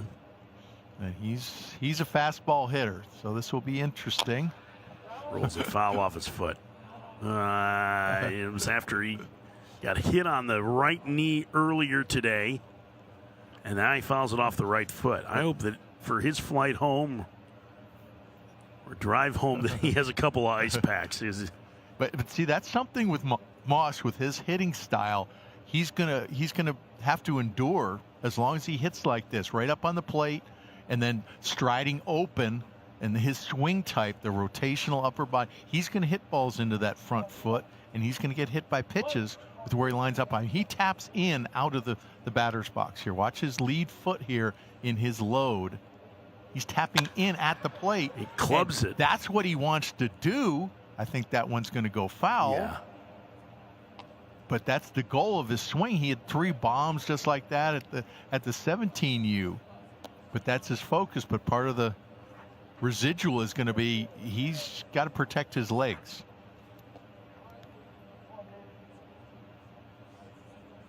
That one was about 410 feet, but foul by a good margin, probably about 10 feet. But he does have power. Trying to extend the game a little bit here.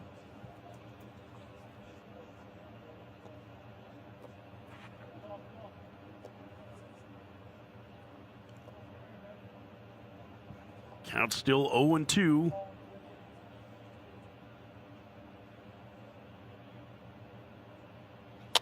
Wrapped to first, and that'll do it. And this game is over with Navy defeating Green 5-3 in this 10-inning affair. Now, Van Wilner's outing. 2 pretty impressive innings for the ECU product, or soon-to-be ECU product. Yeah, he's got all the pitches, and he has deception. And I think that deception, until he fills out and gets a little more velocity, is going to enable him to get out hitters, and we'll see if he can go into that pitching factory at East Carolina, add a little velocity, and follow in that tradition of East Carolina hurlers. There you see Luke Billings there. Miles Upchurch, who was very really impressive. Camelli there, who just painted Mark Burley style. And here's the schedule for the remainder of the day. Up next, scheduled at noon Pacific, maroon and orange, then purple and red, royal and white. For David Ronsley and our entire crew here in Phoenix, I'm Mike Farron, back shortly with more coverage of Day 4 of Perfect Game National from Chase Field in Phoenix, Arizona on PerfectGame.tv.